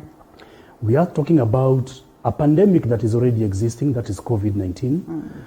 On the other hand, we have a shadow pandemic of gender-based violence, meaning that the cases of GBV and violence against children are now on the rise. But why on the rise amid all these efforts that have been put to tame this? What is it that we're not doing right? Yes.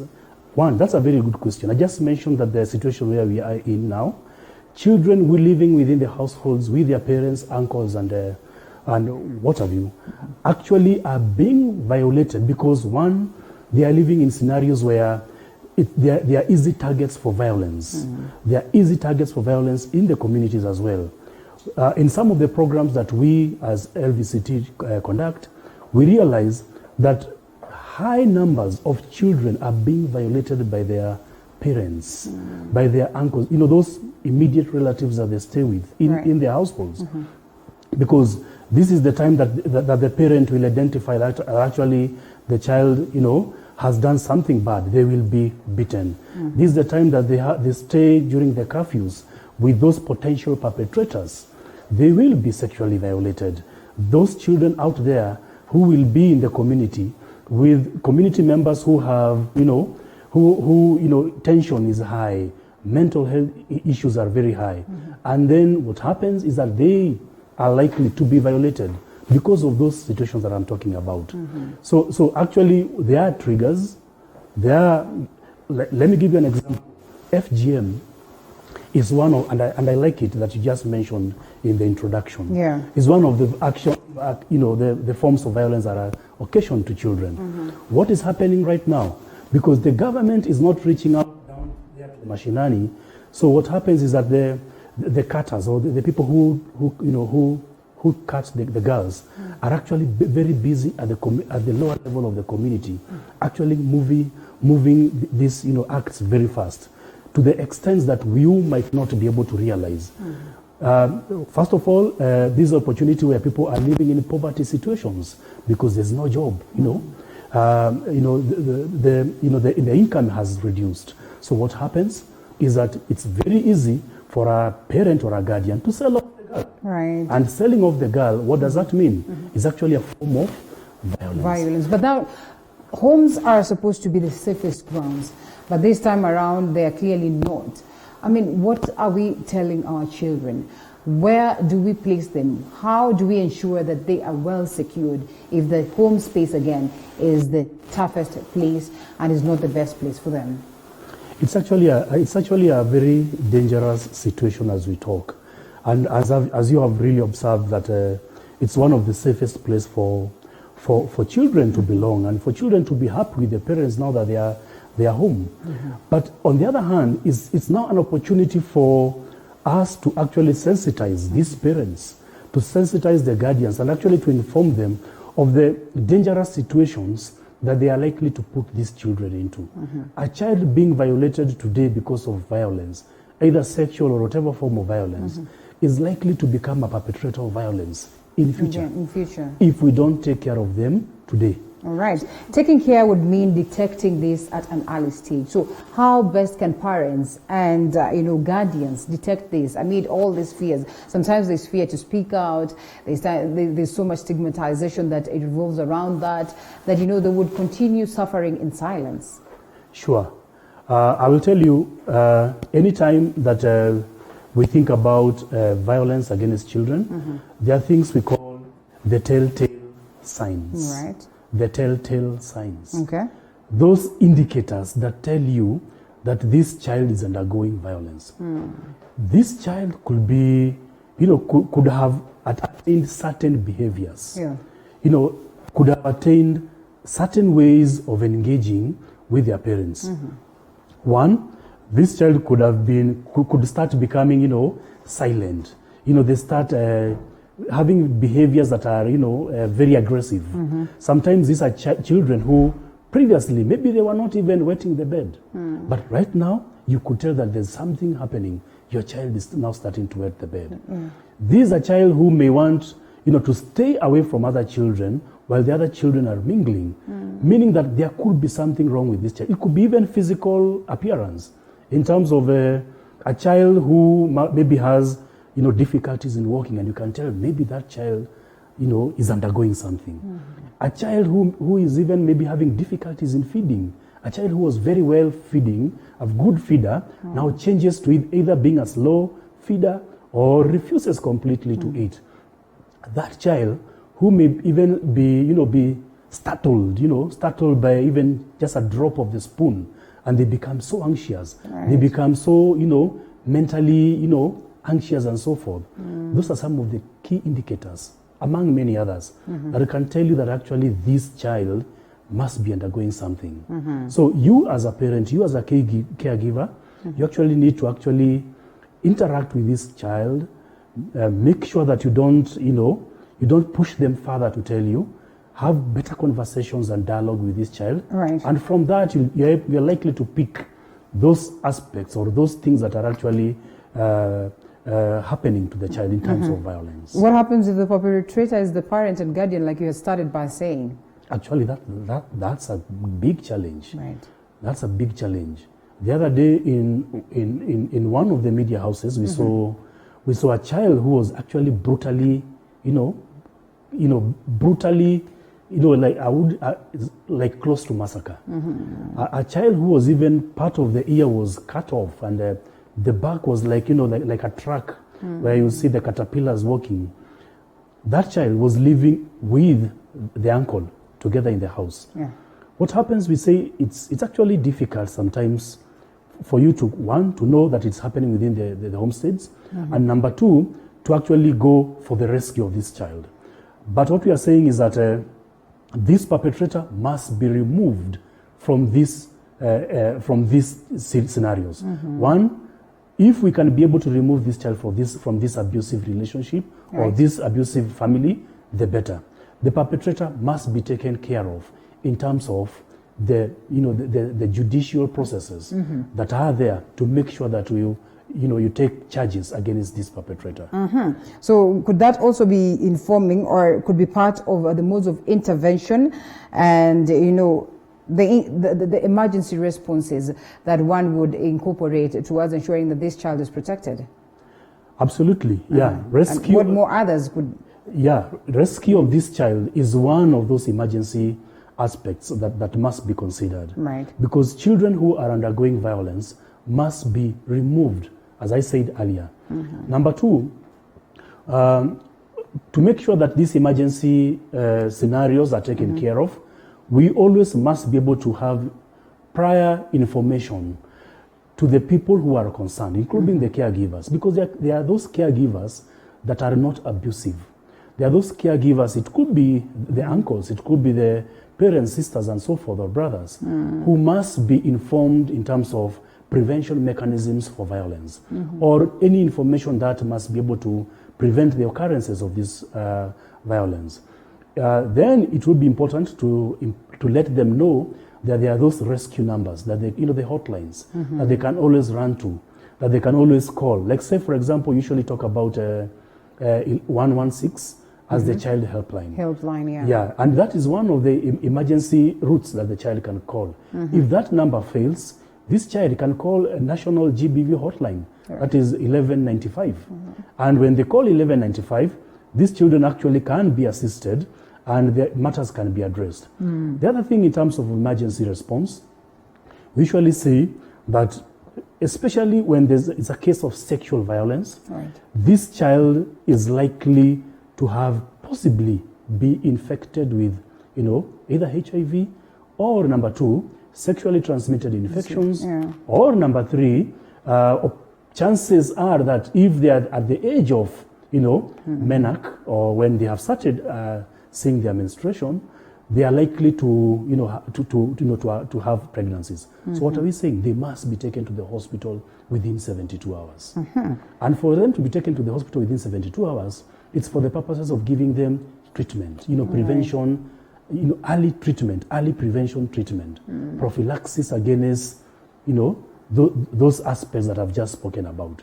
Police services must come in handy anytime. We usually talk about at the community level as having the children officers and the children volunteer officers that are living within the community that work hand in hand with the national government, and administrators, officers, whom we call Ngao. They work with them at the community level to make sure that these children are evacuated from an abusive relationship and taken, for safety, for safe houses and so forth. Yes. All right. You mentioned the judicial systems, which are also key because some of these cases will land at the hands of the law. So how can they be able to access the justice system, looking at how tough, of course, times have been in, towards ensuring that people get justice. Justice has been delayed for the longest of time. We have numerous cases of children who've been defiled, but still they go round and round. Sometimes the perpetrators let to go scot-free. One thing that you realize, and I like what you just mentioned, is that this year, the theme for Day of the African Child is actually centering around, access to justice, or how best we can make sure that the judicial services for these children are strengthened, are fast-tracked, are accessible, and are expedited to the extent where these children access service to the best timings possible. Yeah. What am I talking about?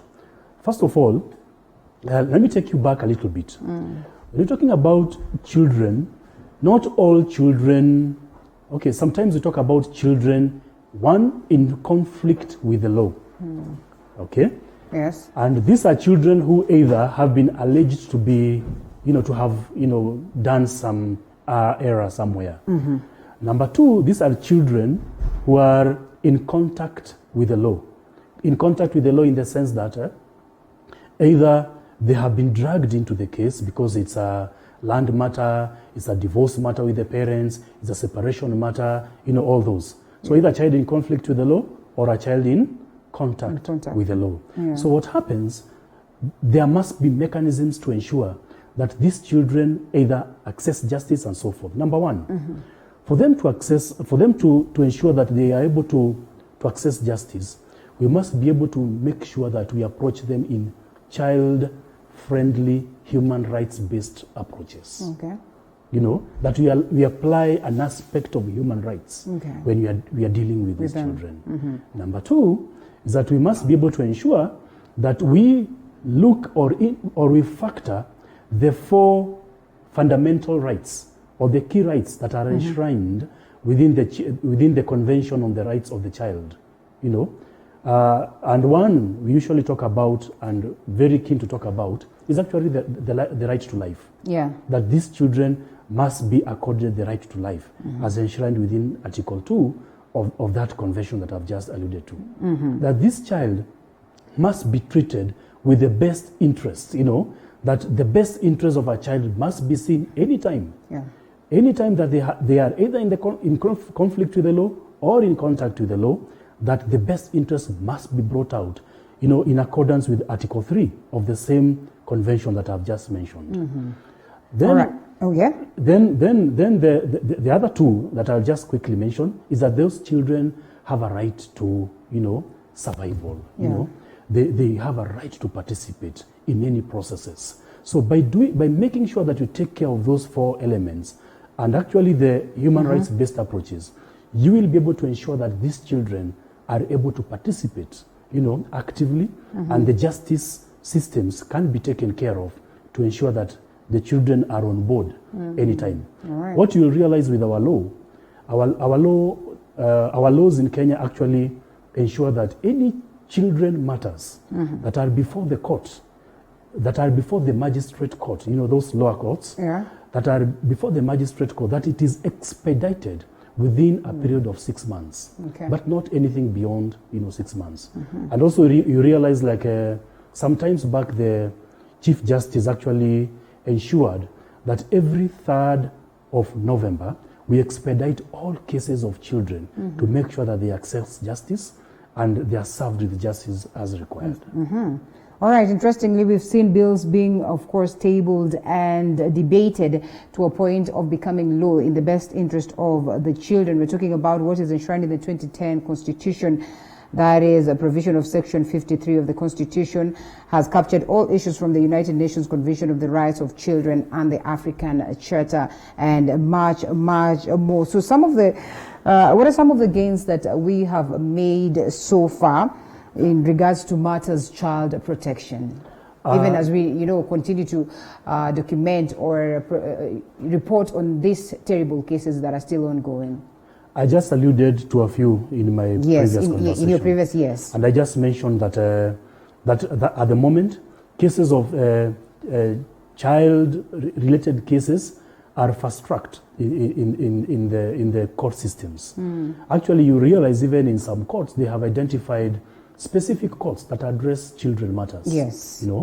Those are quite good gains. As we talk right now, we have a children's bill, children's bill of 2018 that is before the House, and actually it's waiting a few steps to make sure that it becomes an act of Parliament.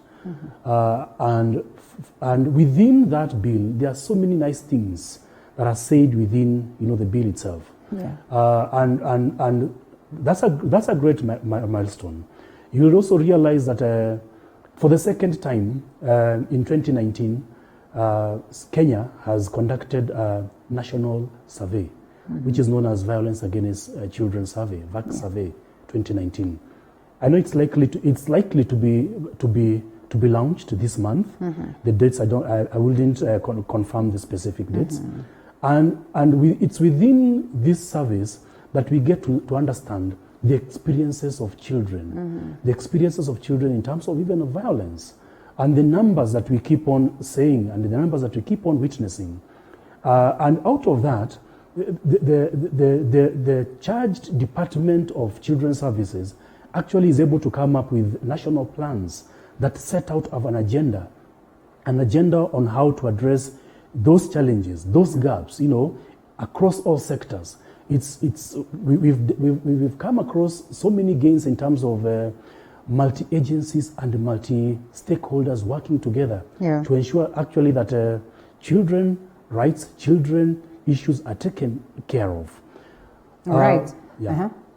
What are some of the challenges that, in a way, that is within the system that in a way impede the dispensation of justice for these children?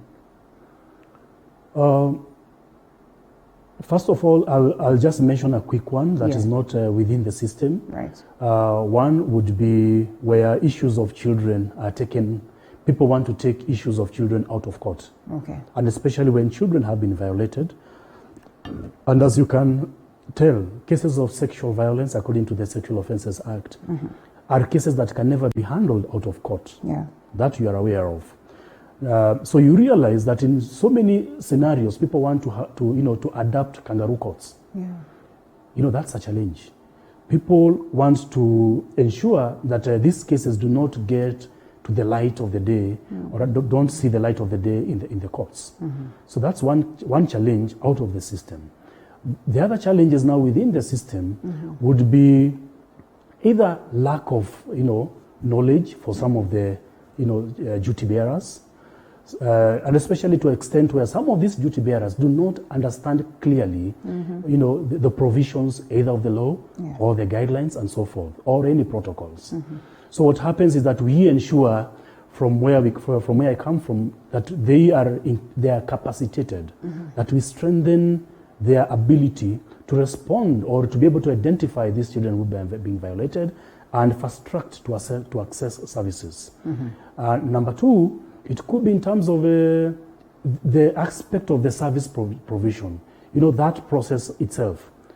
And especially like now, let's talk about the COVID-19 scenario, where many of the courts were, on stand down, had gone down in terms of cases. So you realize that in one or the other, the systems could not accommodate for many cases to be prosecuted within the court. Okay, so that's another challenge. Right. And I know that there is this scenario out there about the nomination of the 41 judges and so forth out there. It might be neither here nor there because you're talking about the high court judges, and we realize that these cases are prosecuted within the lower courts. So that means there shouldn't be any challenges whatsoever. But if we can ensure that we dedicate courts, children's courts that are able to fast track, some of these children issues, that will be a plus, for children to access justice. Okay. Yeah. So what are the possible solutions, or what could you project as possible solutions that we can bring in place to counter the emerging issues that affect children, and also those ones that have been in existence for the longest of time, apart from these judicial ways that we are talking about, new ones? Because then, like we started by saying that, the numbers continue on the rise. Abuse of children is on the rise. It's a clear indication that maybe there's something that we're not doing right. Maybe we should try other means. Right. I think it all starts from top, bottom, in this scenario, where proper policies, proper legislations must be put in place, proper legal frameworks must be put in place, proper guidelines must be put in place to start with. That is one. Number two, there is having those items in place, and there is enforcement of those items, as I've mentioned. If we enforce clearly what is out there in terms of policies or guidelines or frameworks, then we are good to go. So number one, enforcement. And number two is making sure that we fast track some of the pending bills. I've just alluded to the Children's Bill of 2018. If we're able to fast track this bill out there, then we'll have lots of solutions in terms of what you're talking about, because it prescribes so many important aspects in terms of child protection and so forth. Number three, in terms of strengthening those systems out there, including the judicial systems, either at the community level, for us to be able to identify these children faster, to have those people working in the community, including volunteer children officers, and the children officers themselves working at the community, that they have proper capacity and tools to be able to fast track cases of child abuse in the community, and to make sure that children receive child protection at their community level. So two ways.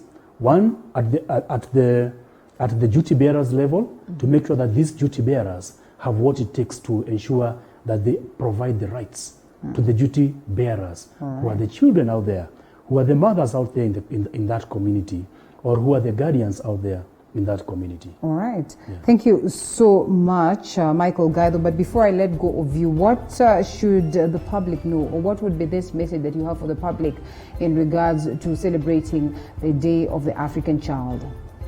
One thing that the public must know out there is that the children out there, they require protection, they require care, they require love, understanding. These children require to be involved in all aspects of, care, family life, and so forth. For them to be able to celebrate this day, this is their day. This being their day, and I like how you started it, that hundreds of children were massacred in Soweto in 1976. Just because they were crying for their rights, just because they were crying to be equals in education. Because of apartheid. Now here in Kenya, we're talking about systems where today there's that child out there who today is not equal in education, because today we are in the system of the virtual learning. Yeah. And another child out there in a very remote setting does not have access to the same learning platform.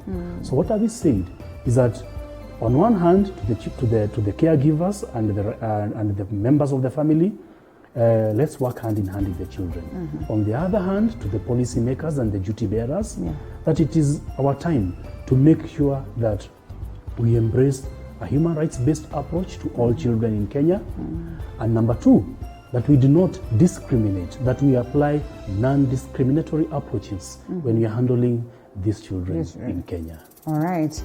Thank you so much, sir. It was great having you this morning. And as we celebrate this day, we call upon everyone to ensure that we make the world a safe space for the children out there. My guest, Michael Gaido, Senior Program Officer, that is GBV LVCT Health.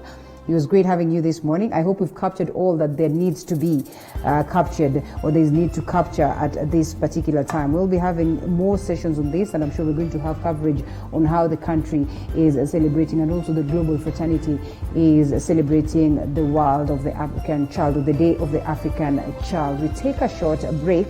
We'll be coming with a different conversation altogether on matters pastries. If you are that person who would have loved to know how to bake, how to get creative, especially at this time when people are at home, the COVID-19 pandemic is here, and you're being told just get creative in any ways, find things to do at home, play around with your kids, teach them how to cook, then this is the show that is going to be for you. It's going to be an interesting one right here. We'll do some bit of creativities and you learn so much. So keep it right here. We'll be right back with more.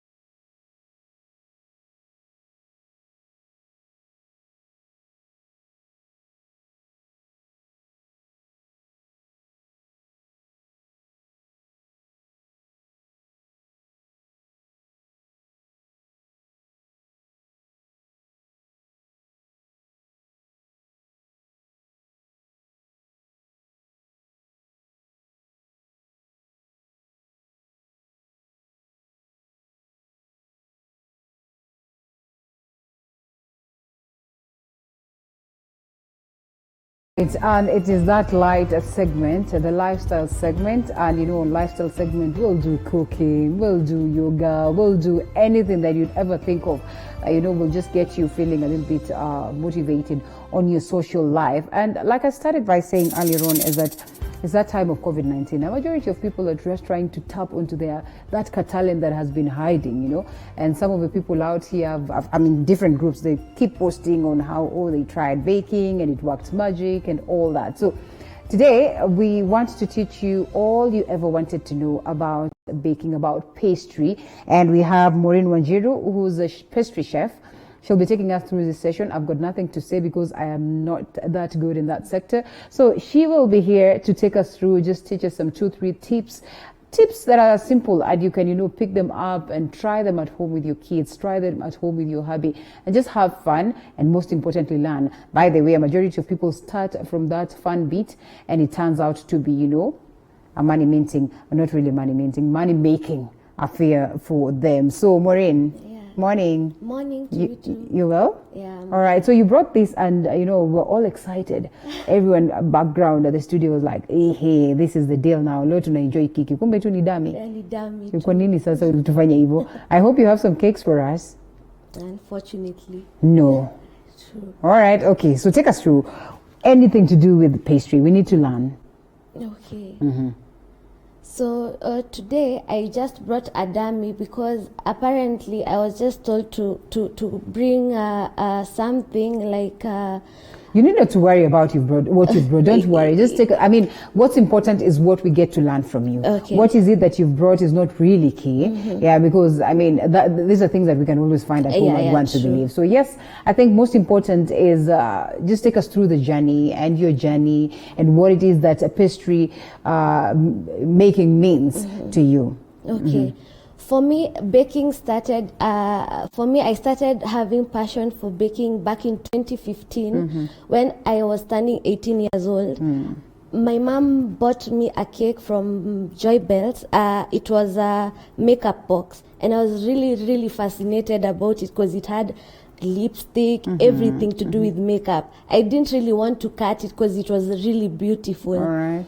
So when I finished my high school, I never fancied going to computer packages, going to all those driving. I never fancied it.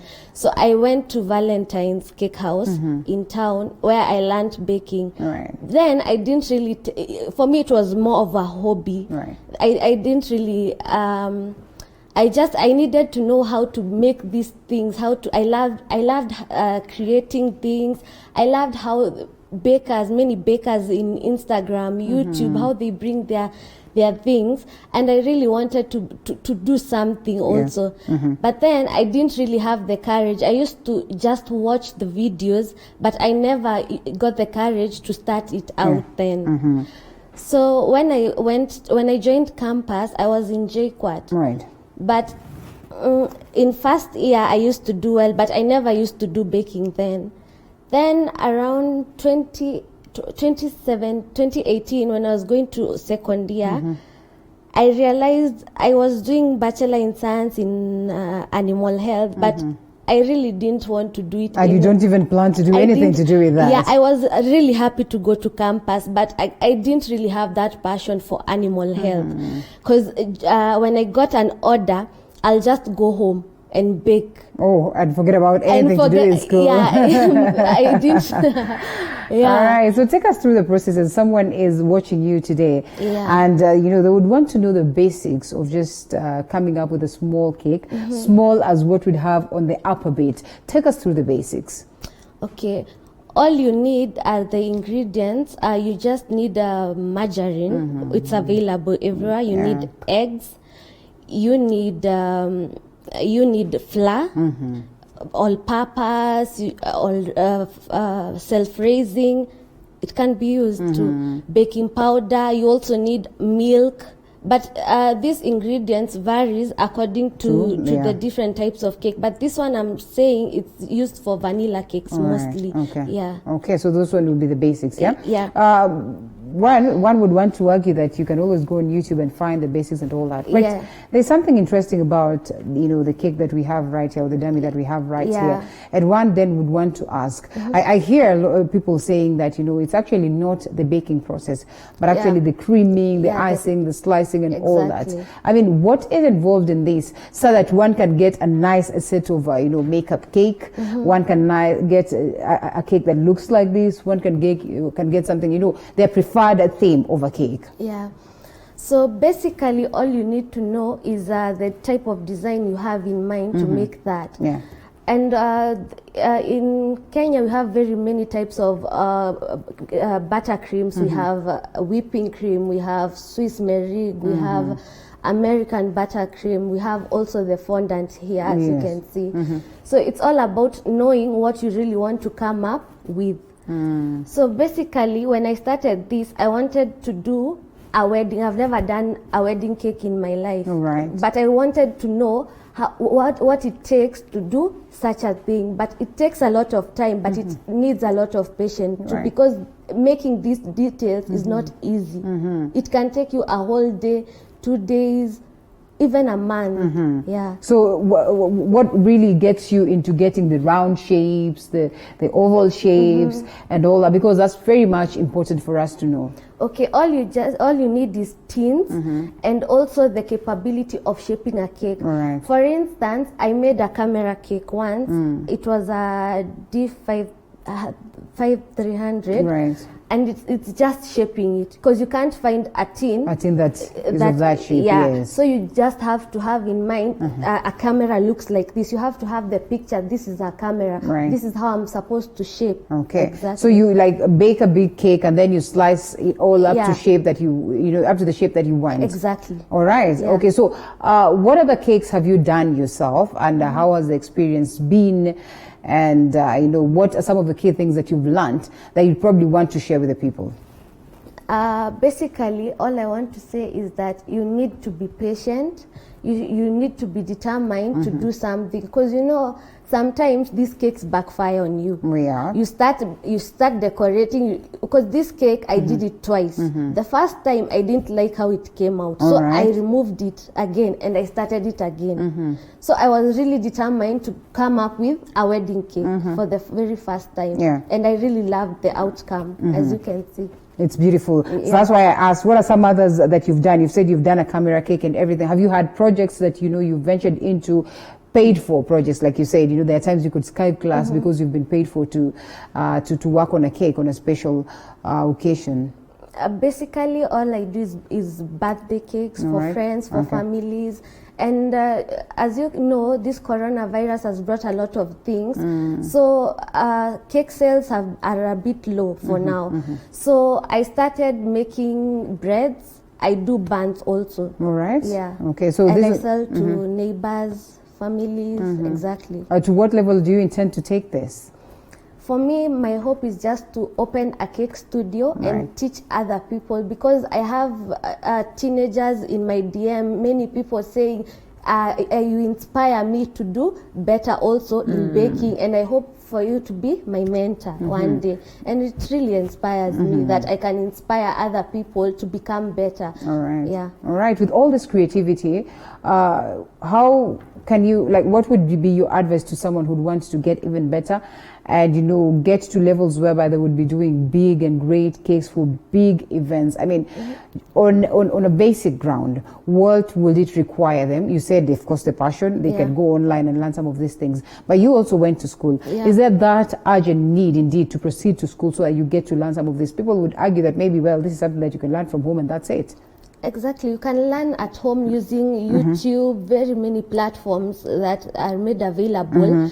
But for me, I wanted to see what others are doing, like the Joy Bell, the Valentine. They are the big ones in Kenya, In right? Kenya, Currently. Yeah. So I wanted to learn what is it that they are doing, that they are getting to higher grounds. And I came to learn it's only practice that makes perfect. Because when you start, you don't get the exact same thing that other people are doing. But once you continue practicing, you'll get to this level and higher level. Also, you should also believe in yourself. That is the key thing. Because if you wake up one day and you say, okay, I want to make a camera cake, but I don't believe I can make it. So you have to have that ability to just believe in yourself also. Yeah, don't wait for people to believe in you. All right. Yeah. Okay, Mama must be very proud of you by now. She is, and she's very supportive, Right. especially the time I told her I don't want to continue with animal health. Because for me, I didn't see what's the point of going for 4 years in campus and I won't practice what I'm learning. What you're going to do. And this is what I really want to do. And she told me, you know what? Many people these days, talents these days also help people to become better in future and successful. Okay, education is very important, yes. But also use what the ability you have. If you know how to make hair, Right. become a successful hairdresser in future. If you can bake, if you can make cars, electrician and all, yeah. Okay. Business-wise, you say that you want to open up, a cake studio and all that. Yeah.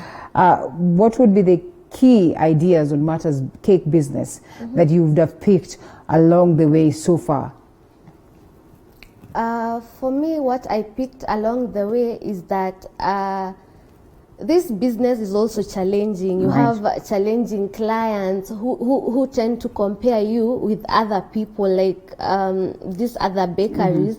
All you need to do is just, what I picked up is that in life, not everything goes the way you want it to go. True. Yeah. You can open a cake business and it doesn't succeed as you want it.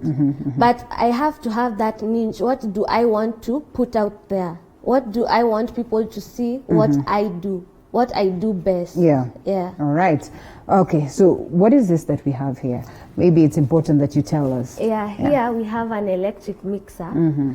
So if you don't have this, you can also use this. Yes, It's a whisk. a whisk. It works the same way. But this one makes it easier and your work faster. Right. Exactly. And you have, of course, your bowl. Okay. Yeah. So apart from this, of course, you need the ingredients that you had mentioned earlier on. Yeah, but as you're starting, if you don't, for me, when I first started baking a cake, when we had projects, we were told to come with cakes to school. Right. We had an oven, but we never had baking tins. So I thought, okay, I don't have a baking tin, but the project is due tomorrow. So what do I do? So I took a sufuria, made the ingredients. I had only a whisk. I never had an electric mixer and all. Because even in school, they teach you to first use this whisk first, so that you can get used to it. If electricity goes, what do I do next? Yeah. So you use the whisk, of course. Yeah. All right. So themes, cake themes and all that, apart from what a client would prefer, apart from what you would prefer, I mean, what determine the themes and the types of cake that one would wake up, I mean, season-wise, that you'd wake up and decide that this is what I'm going to make? Okay, for me, when I'm baking a cake, I learn the client. I ask my clients various questions. What do you like? What do you like doing? If my client is a musician, definitely my theme will lead to something something musically. Right. Yeah. Okay. That is incredible. So when we talk about this time of COVID-19 and people are out here and they're looking at you right now, presenting this show, would want to get basic tips of how they can do this at home and whether it is risky and not risky for kids. In terms of electronics and all that, what should they have? Somebody else would tell you, I don't have an oven. Does it then mean that I cannot bake a cake? I cannot bake, bread? I cannot come up with cookies and all that? No. During this COVID-19, for those who actually don't have an oven, it's not necessarily you have an oven to make a cake. A long time ago, our grandmothers used to use jikos to make a cake. So basically, all you need is a sufuria, two sufurias, one small sufuria and one big one. So you put the small sufuria inside the big sufuria on the jiko, cover it and put charcoal on it. You put it direct? Yeah, that is what my dad used to Direct? do. Directly. Oh. Yeah. There's nothing that you're going to put in between the two sufurias? You can put water. Oh, water? Yeah. Are you sure? Oh, and it works? Yeah. Oh, that's amazing. That's a new one. I think we should try that at home. That's what he used to do, and then? Yeah. And then you just keep checking on the cake. Okay. Yeah. So this other sufuria flows on top, and the cake is cooking. That's incredible. So people can go out there and try and do that. That will be pretty much good. What about the bread? What about the scones that you say that you're now venturing into? Yeah. A majority of people do not know that actually these are some of things that are very easy to fix at home, and you can always proceed to do that. So when this COVID-19 started and Uhuru said that movements are restricted, so I decided, okay, we need breakfast, right? So what I can do, I went online, I went to YouTube, searched many types of videos, how to make scones, how to make bread, and I decided, okay, we have flour, we have yeast, yes, we have baking powder, we have eggs. So what I decided, I had never made bread in my life. I used to only buy bread, but I never got that opportunity to make it. So, and it also takes a lot of patience, because you have to wait 1 hour for it to rise, another 30 minutes for it to rise. Okay. Yeah. Okay. So the basics. Because then, like you said, there are times that a cake decides to backfire on Yeah, you. it decides to backfire. What do you suppose could be informing such occurrences when you probably have done this before and then it backfires on you from nowhere? What really could be the problems themselves, the basic mistakes that we do when we are baking? So one mistake I used to make was that filling the tin completely makes the cake not get evenly cooked inside the cake. So what you just need to do is if you have a lot of the mixture in your bowl, what you can do is just for instance, when I used to have just one tin, I used to just fill it halfway through and bake it twice. I wait for it to bake, then put it again to bake. So it will just cook evenly. Okay. Another issue is putting a lot of, baking powder. You find that the cake tends to break most of the time. And another mistake people do is using all-purpose, self-raising flour and baking powder together. Oh, because already the self-raising has baking powder in it. You find the cake tends to sink most of the time. And also opening the oven when the cake is not yet cooked and then shutting the door quickly makes the cake sink. Okay. That is what the type of mistakes I used to make. Exactly. So, of course, balancing of ingredients is key. Very important. Right. And my advice is to use ingredients when they're already in room temperature, because you can imagine how hard it is to break, to whisk margarine or butter that was already in the fridge overnight. It's very hard. Exactly. All right. What of when you want to get some flavored cakes? How different is it, and what is the procedure? I mean, apart from the basic one where you just get the unga and all the ingredients that are basics. This time around, you mentioned something to do with vanilla. How then do we run away from vanilla to get lemon cake, to get banana cake, carrot cakes, to tiramisu and all this? Yeah. Okay, if you want to get very many types of flavors, you need, sometimes you can add fruits. For instance, a blueberry. You can buy blueberries and make a syrup and add in the batter, or you can just put them whole in the cake and just use a blueberry essence. There are very many essences where you can buy in cake shops. The many cake shops I go to are Top Serve, Eagles Hive, exactly. You can find them there and they're only 110 shillings. That's affordable. So are you trying to tell us that yes, indeed, it is pretty much affordable to bake a cake at home? It's very easy to make a cake at home.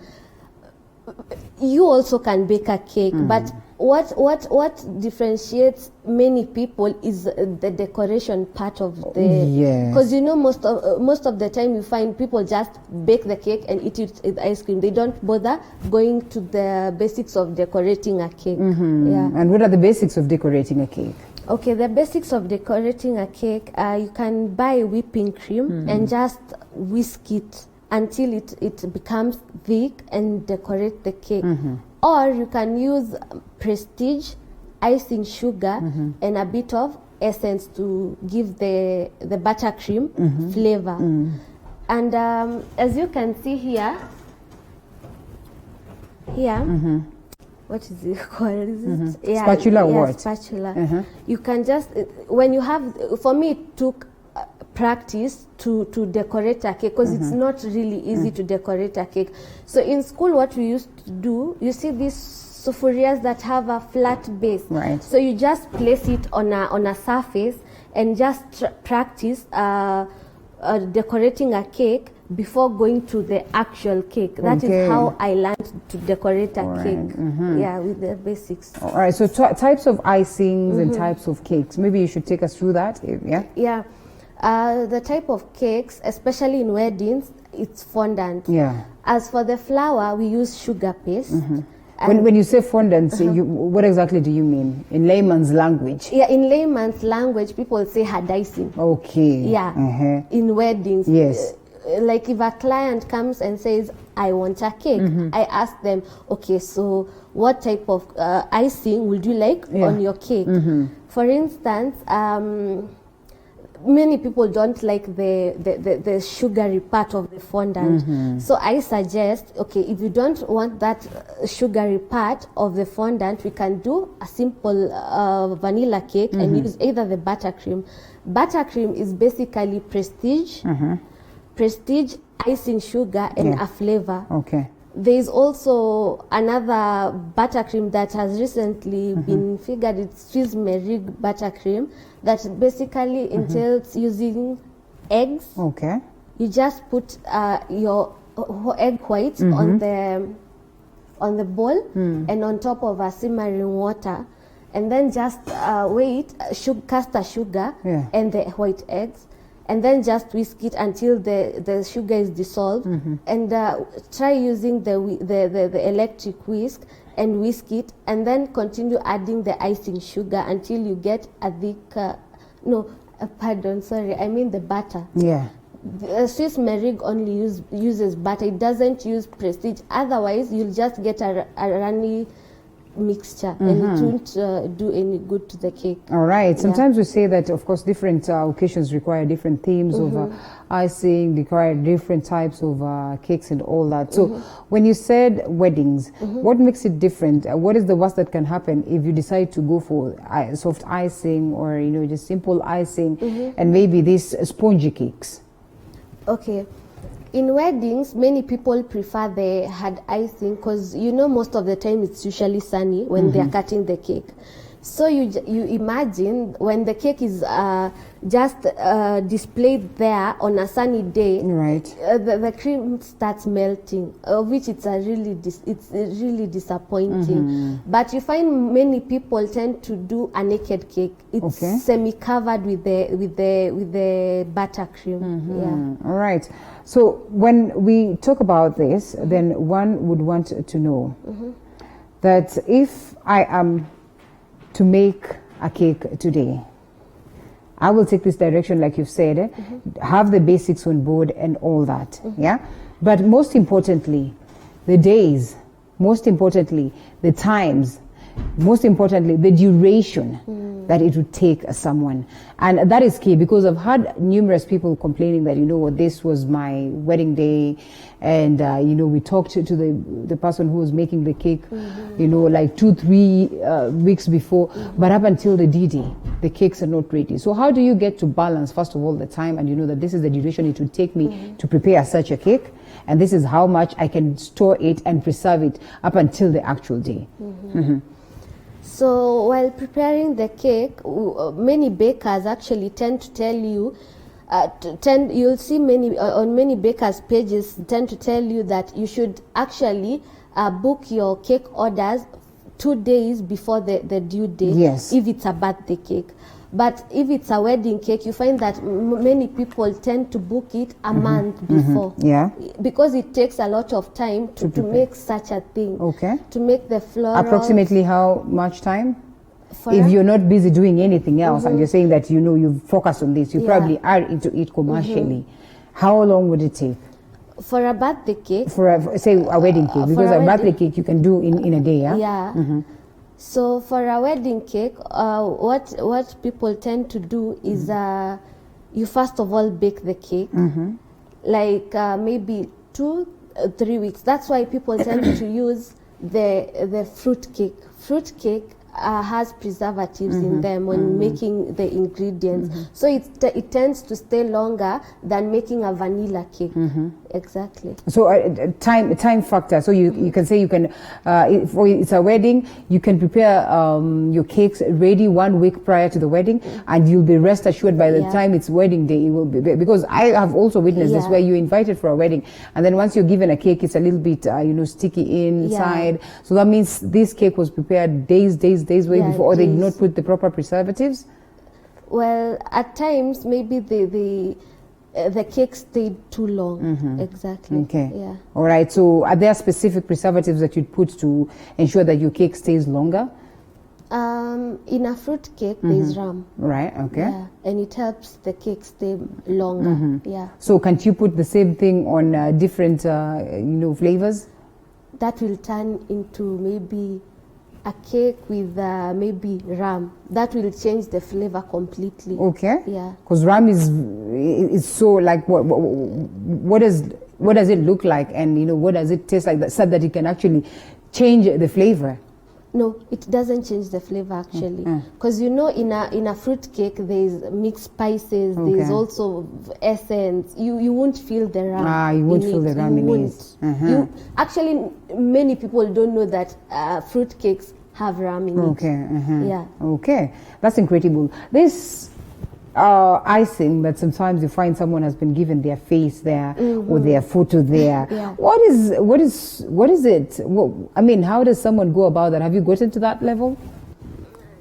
That is basically edible paper, rice paper. Okay. Yeah. So someone can eat that? You can eat it, and mainly it's found in cake shops. You just show them the picture, you send them the picture, and then I think it's a photocopy or something. I'm not so sure about that. Right. I'm not yet reached that point. Okay. But yeah, it's edible. Yeah. It is edible. All right. So before we get to wind up, then maybe there are basics that we've not touched on, and you probably want to let the people out there know that these are some of the basics that you can have, and you'll have your cake home and dry, and you can even grow to that level where you will officially do pastry business and all these other businesses here. In terms of baking, it's not only cakes. There are very many things you can try out. In terms of pastries, there is meat pie that doesn't actually need electric material, just need your hands kneading it. You see, bread, you can make bread at home basically. But all you need is flour, yeast, a bit of salt, eggs, sugar. How should the mixture be? Because someone would assume that it should be doughish, like a dough, or what? Yeah, like how you're making chapels. That is for bread. Yeah, that is for bread. What of cake? For cake, the end mixture, the final mixture. How should it look like? Tends to differ with the types of cakes. For instance, the chocolate, the sponge cakes, the mixture should be runny. Okay. Yeah. All right. It shouldn't be sticky. It shouldn't be like you're making chapels. It's hard, because at the end of the day you'll get very hard cakes at the end of the day. All right. Yeah. Someone here asking, what is the craziest cake you've ever made? Like cake design you've ever made, and you felt like, whoa, this is crazy, or maybe you've never done that at all. For me, the cake that made me so happy was the camera cake I did. That was the very first time I did it, and also I did a SpongeBob for my cousin's birthday. Yeah. Okay. All right, that's nice. And to wind up, what will your parting shot? Pardon? Parting short. I think so. Yes, like what is your last word in terms of pastries, people out home, excited. Actually, there's so much feedback also coming on board because then people are learning so much from you and would love to experience this. And, you know, just at a basic point, what would you tell the people back at home as we wind up? Okay. I'll tell the people back at home, in case you have any talent, any baking skills, just try it out. It's really amazing and it helps you become you. If you're creative in it doesn't necessarily mean that if you can't bake a cake, you can still draw. True? You can draw. You can still paint the cake. You can still go to a baking shop and tell them, I can draw. You can start drawing the cakes, actually. It doesn't really necessarily mean that you know, you can know how to decorate a cake, but you actually don't know how to bake a cake. Oh, interesting. Most of So the there are time. other parts, that someone can actively get involved in. Yeah, because most of the time you find in a baking shop, I know how to bake a cake, so I bake a cake. There's someone else who is also decorating a cake. So it doesn't, and also it takes time, patience, and determination too. All right. Thank you so much, Maureen.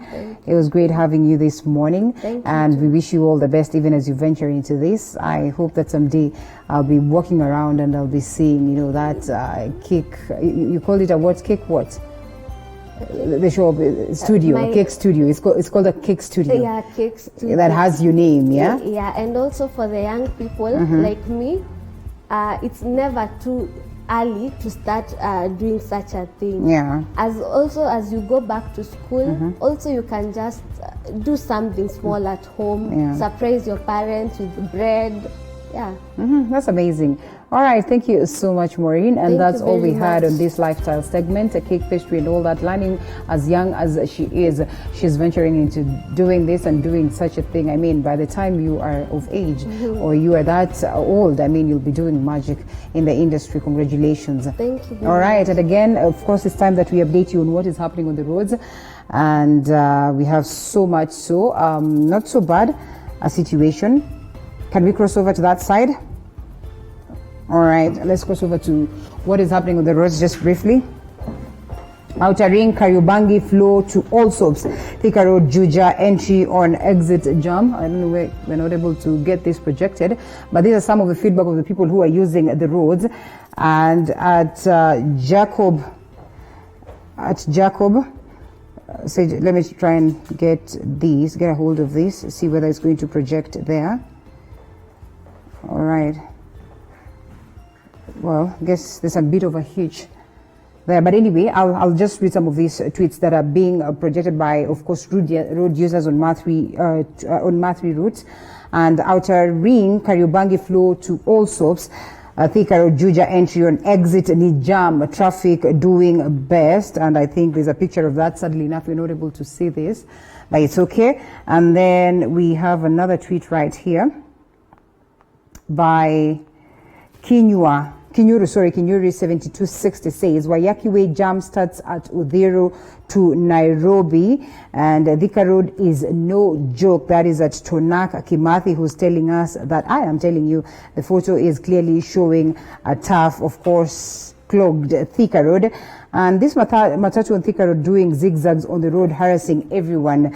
Shame and name them. At KS Gadesha has taken a picture of that, a KCG 122. I'll not give you the last digit, so if you know that, just of course be careful. And another tweet right here. Your son, daughter wakes up so early to jog. Nothing like that is happening. It has become the new meeting point plus avenue to leave the house, and they are causing traffic. Yes, the joggers, the early morning joggers, if you used Thika Road, you would understand what Freddy Lugasi is talking about. So even as you route the roads, kindly be careful and be conscious of the other road users. And we have so much rising cases of insecurity along Waiyaki Way, especially Kino, Udhiru and Muthaiga. Nails were thrown on the road, and the lady survived a mob of thieves by the grace of God. That is pretty much sad. Jackie M 2018 is the one who's updating us on that. So if you're using these roads, be careful. It's less than a year since Luthuli Avenue was launched. The road has no proper drainage with big potholes as if tractors are using it. That is a tweet by Lighted Lubash, yes. As Lighted J. Lubash is complaining about that and has also taken a picture of Luthuli, and many more tweets coming our way in regards to the road situation. Manyanja Road from Kayole coming towards Dawn Home. It's bumper to bumper. Avoid if you can. That is a tweet by @Ereba_KE. Kangundo Road from Mama Lucy towards Outer Ring Road. Kameshikana Kushikana. That is Jonte updating you. So if you're using that road also, you know what to expect. Namanga Road and East African Portland Cement traffic is flowing good. Both lines. That is a tweet by @Steve_Kite. Thank you so much for that. And what was National Oil SS before Thika Superhighway at Pangani is now River SS. River SS, I guess because of the rain, no drainage at all at G. Gisheru G is the one who's updating us on that. So if you're using that road, you also know that it is a little bit flooded and you need to be careful on that. So Mombasa Road at Daystar University Junction roadblock, Kanasonga Fiti at Steve_Kite is the one who says that, and many more tweets coming our way on what the road is like. So this morning, amid all this foggy and a little bit rainy, be careful, keep warm. It was great having you right here on Morning Cafe, and it is the time that we call it a wrap. Looking forward to a great day ahead. My name is Linda Alela. Do enjoy the rest of your viewing. See you tomorrow.